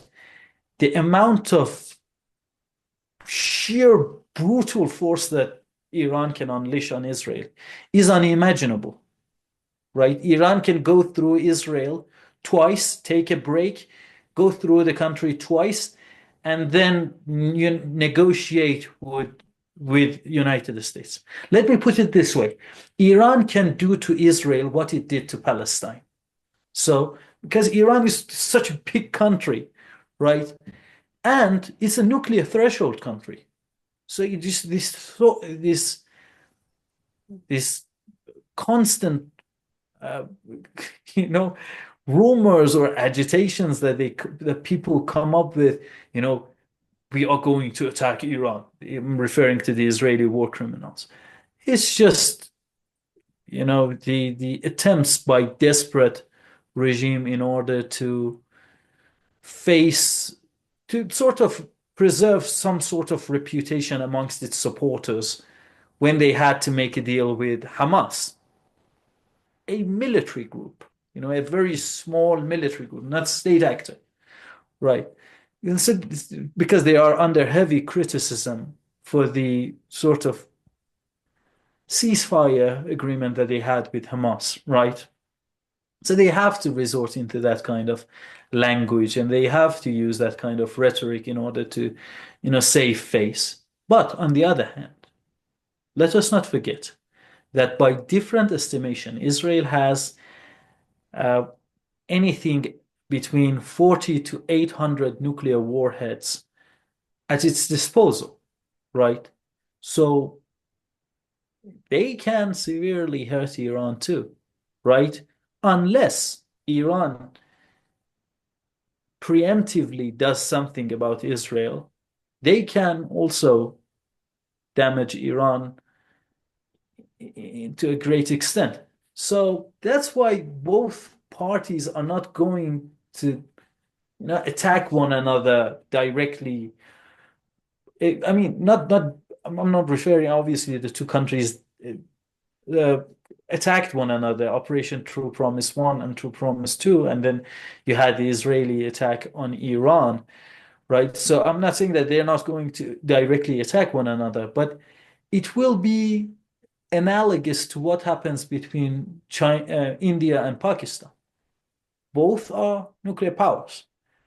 The fighter pilot from India flies to the Pakistani territory or vice versa. They launch some sort of attacks. Politicians come to the podium, speak and rile up their audience, try to talk about the honor and the glory of their own respective countries. But at the end of the day, they both know that if they are engaged in a 100% no bars hold conflict, then both countries are going to lose, right?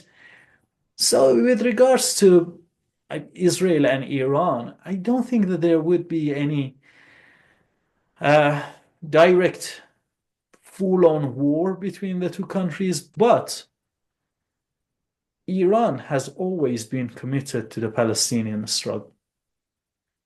And one way or another, the settlers that came from Poland, Germany, New York City in the United States, they have to go back to their own country because they have that options. It is the Palestinians that do not have any other option. It might sound very simple, and people who are watching this might say, why do you have that kind of condescending voice and why are you using that tone? It is not really for you. It's for like 0.00001% chance of any Zionist watching this. They have to know that people of this region have nowhere else to go. And that's why, one way or another, Israel will be dismantled, right? A one state solution that will, a state that will represent everyone, Jews, Muslims, Christians. Remember, one of the great churches in the world, Bethlehem Church, exists inside Palestine. It is the intersection, it is sort of like the crossroad of the Abrahamic religions, where all these people have lived in harmony with one another until this cancerous tumor, Israel, uh, was created by British mandate through imperialism and colonialism. Until until that point in time, everyone was living in peace and harmony. Since then, you can't live up a single day without hearing a bad news from that region.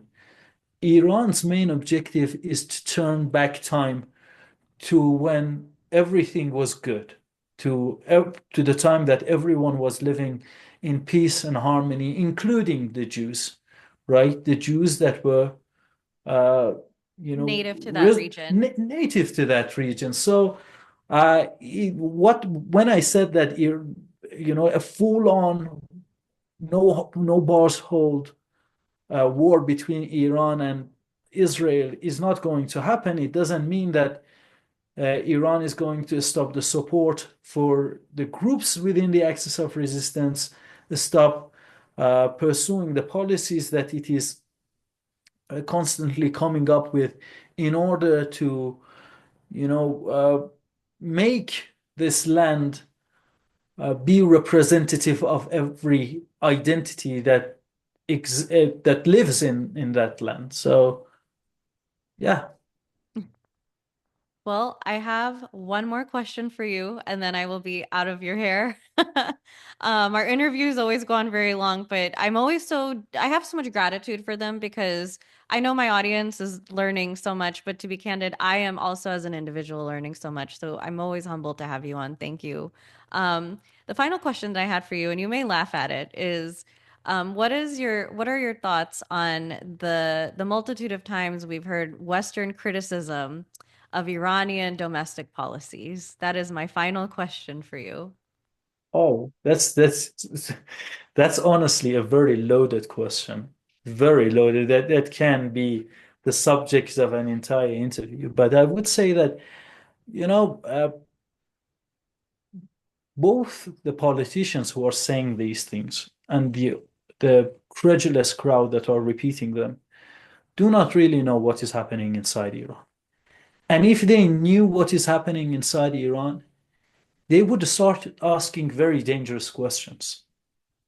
Like, if a country that is under sanctions, that has been under sanctions for the past 47 years, can do this for its population, then why is it that we, the people who are living in the United States with the highest nominal GDP in the world, why is it that we can't have that? I'll give you an example. I have a master's degree in artificial intelligence and robotics, and a bachelor's degree in software engineering, right? Computer science. In Iran, we call it software engineering. So it was a force of habit for me to repeat that, Globally, it is known as the computer science. I didn't have to spend a dime on those degrees. If you go through let me elaborate further. If you go through those that kind of education, and if you don't fail any class, right, you don't have to pay a dime. Obviously, if you fail, it shows that you're not really committed to your education. So why should the taxpayers fund your constant failure? So I'm not saying that you don't have to pay anything. You have to pay for the class if you fail it, right? But we have tuition-free colleges and universities inside Iran. Again, to add insult to the injury, I studied in University of Shiraz, that in the ranking of Iranian universities became the major top university inside Iran, right? That's the equivalent of Ivy League schools in United States, right? Shiraz University for Iran is equivalent to Harvard for United States. I didn't have to pay a dime. Why is it that Americans don't have access to tuition-free universities and colleges? Why? When they are living in a country that imposes sanctions on my country, like they are so out of this.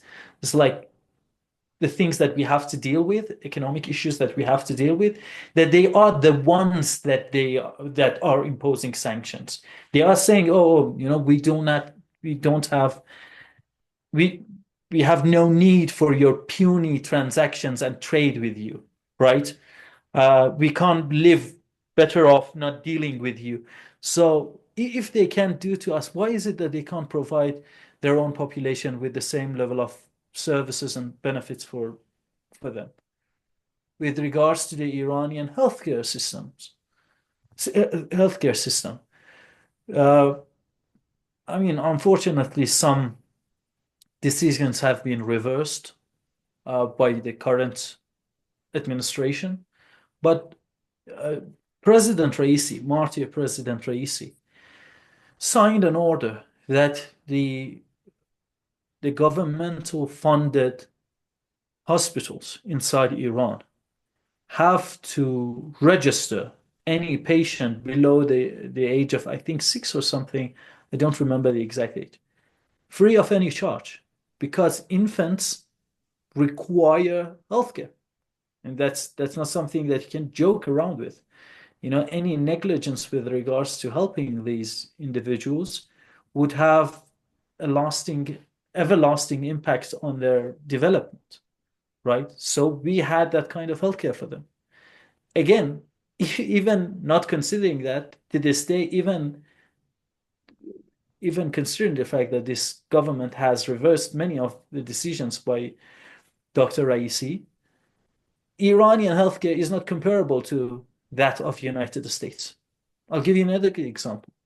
In couples that have trouble with uh, fertility, that they're infertile, uh, they are all insured inside Iran to get the treatment that they need so that women can experience motherhood. I'll give you another example. More than 50% of the students in the tuition-free universities of Iran are women, right? Very oppressing to women. This Iranian country, to the extent that it provides them, it tortures them. It tortures them with tuition-free colleges, right? And then, meanwhile, you have this thing in the world. It is the largest penal colony in the world. It incarcerates its own people to a very strange rate. I mean, I have to ask myself, do Americans commit crimes at a much, much higher degree than the rest of the world? So are the Americans innately evil that they commit so much crime that this large portion of them are inside prison in comparison to the rest of the world? Or United States benefits from the military prison industrial complex? And It's are free there any labor. It's free labor, right? I mean, we no longer have slavery, but we have other means of getting that labor. I think that's what United it essentially comes down to. United States is a democracy, but if you commit a misdemeanor and go to prison, then you lose your right to vote. Meanwhile, in this It's tyrannical actually, I wanted to correct you. It's actually a felony, not a oh, misdemeanor. apologies. Yeah, Sorry. you're right. Misdemeanor. Apologies. It's felony. If you commit a felony, are you're losing your right to vote. But thank you for the correction. Uh, but in Iran, the ballot boxes go into the prison so that the prisoners can vote.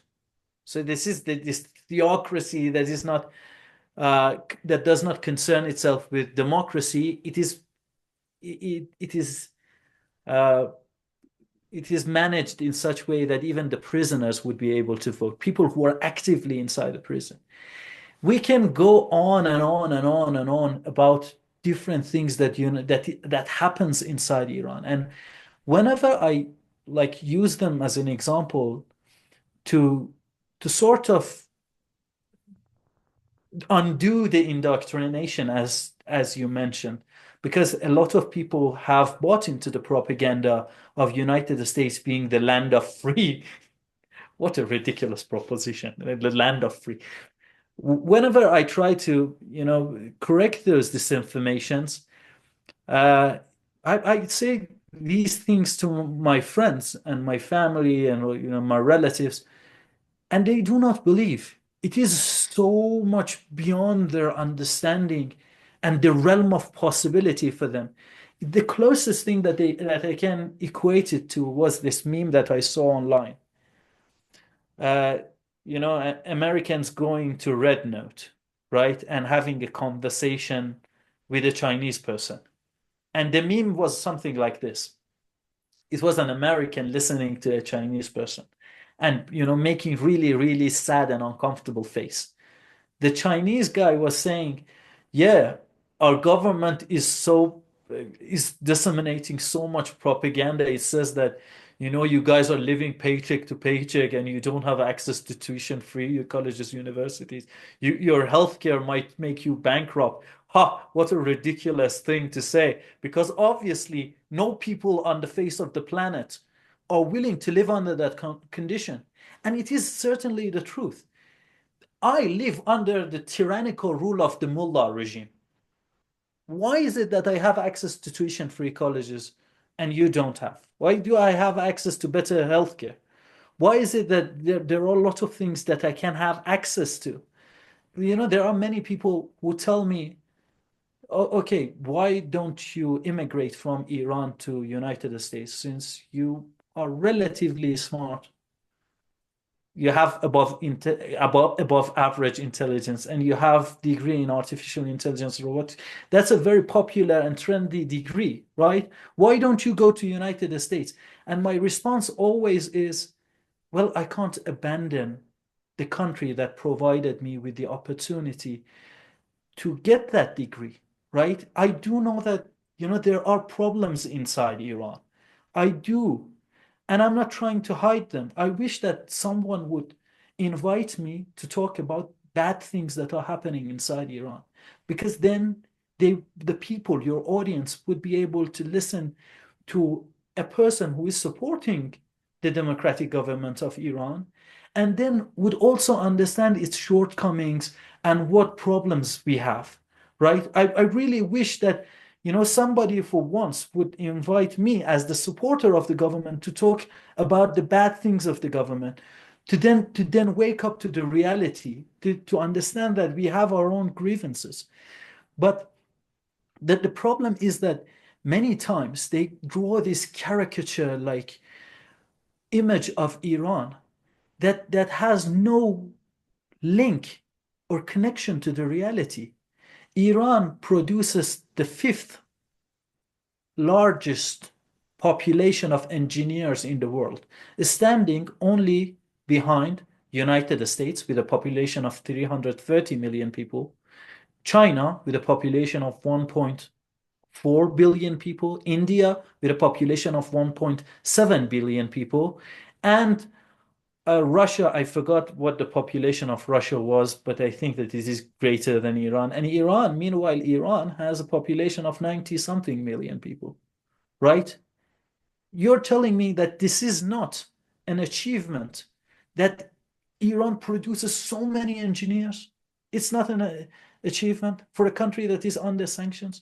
And if we hadn't, we didn't have to deal with these sanctions, imagine what Iran could do, you know, for its population. the things that Iran would be able to do.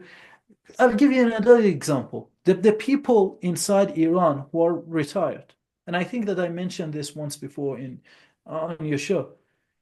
And they're retired, so they don't have any source of income because of the fact that some people in Western countries they have to work even after their retirement. Inside Iran, you had this. Now you don't have it because the moderate government inside Iran, and I used moderate as a joke because that's how the Western outlets refer to them. It's moderate more so in the form of how the Syrian rebels were moderate. They were chopping heads and everything. So anytime that you are doing the bidding of United States and NATO alliance, you become moderate, no matter how harsh you are in your methods. But they didn't have to pay any taxes, because you can't ask an elderly population that have worked for the benefit of country to continue making greater and greater sacrifices. There are many things that a person can love about the Iranian government. There are many things that you can disagree with, but most certainly that this visage, this image that is being portrayed by outlets from the Western countries, from Iran, while they are supporting Zelensky, for example, and Zelensky is the best example, yeah, like the most moderate example. Zelensky that refuses to hold an election, or Jolani that used to chop heads. You know, you can't believe those things, and for those reasons, I, as a citizen of Iran, will never stop supporting uh, the Iranian government unless it changes its ways. Stop caring about people, stop providing all these social services to the population, and provide them with these things that I can only consider as basic human rights, which, funnily enough, the countries in the Western hemisphere, the Western countries, they don't have, but they have the audacity to lecture us and lecture people like me how I'm living under this brutal regime. Meanwhile, they don't have these things. I will never stop defending my country. I will never stop defending my country.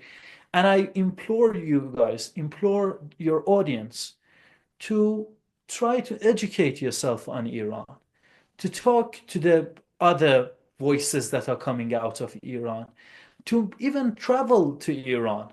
You know, go and if you think that Iran is too dangerous to travel to, go to YouTube and watch what the bloggers do, right? Watch them coming to Iran, and they say that it is one of the best experiences in their life. How they talk about Iran is one of the only countries that they are willing to travel to twice or three or thrice or like multiple times because the people are so warm and the country is so peaceful. I saw this Irish guy saying, you know, Iran is so safe that I feel, no, it was an Australian guy, I think. He was saying that Iran is much safer than Australia. Come to Iran so that you see what kind of delicious foods that we have, like to experience different dishes inside Iran, to to make personal connection so that you would understand that you shouldn't listen to, for example, Masih Ali Najad that goes to Fox News. This person, this individual, has received $834,000 during 46 transactions, and you can go to US government website and see this person listed as a recipient of financial aid by United States, and how this person is the employee of United States Voice of America channel that is funded by the State Department. Do not listen to these people. They have vested interest in depicting a bad image of Iran. Make personal connection. Talk to Iranians. Come to Iran. Experience the feeling that you can only experience inside Iran of how things can be bad and good at the same time. And, many of the things that they portray to you being the total opposite of reality itself. So, yeah, I mean, that's what I can say. Because, like, despite the fact that you said that it was going to be a small question, and then I rambled on and on and on. Despite what I said, the exposure of people to that kind of narrative is much greater than what I can do in a limited time. So there is no substitute for them coming to Iran and experiencing it for themselves and understand what a beautiful and honestly awesome country Iran is. Isan, thank you so, so much. Like, so much gratitude. You're always so humble. You're always so kind. Thank you for spending the majority of your day, honestly, with the context of, this interview. I'm always humbled. I know, Ramadan is coming very soon. I wanted to wish you, your family, all Iranians a very fruitful and beautiful month. May all your, prayers be answered. And, that being said, I wanted to close out for anyone just, tuning in or made it through this entire episode. My name again is Heena Lotus from the Muslim Street. We are independent Muslim journalism, for Muslims, by Muslims. We're trying to dismantle all the propaganda, the disinformation, and anything that, we're hearing from the Western MSM. We're trying to, talk about the global ummah, unite the ummah, get to the bottom of, the different problems and wins within the context of all these different countries, especially countries that are I guess you can say mischaracterized, like Iran. That's why I do keep it as a focal point. But that being said, if anyone wants to write for a periodical for the Muslim Street, you can please go to www.themuslimstreet.com. If you want to reach out to me personally, I am on X. You can reach out to me. My handle on X is, I'm going to spell it for everyone, INTREPIDLOTUS. And Isan, I'm sure there's a multitude of people that want to reach out to you if you want to share your email address. I know you have a Telegram, X. Please shout yourself out. I'm sure plenty of people want to reach out to you with a multitude of questions. Thanks for inviting me to your show.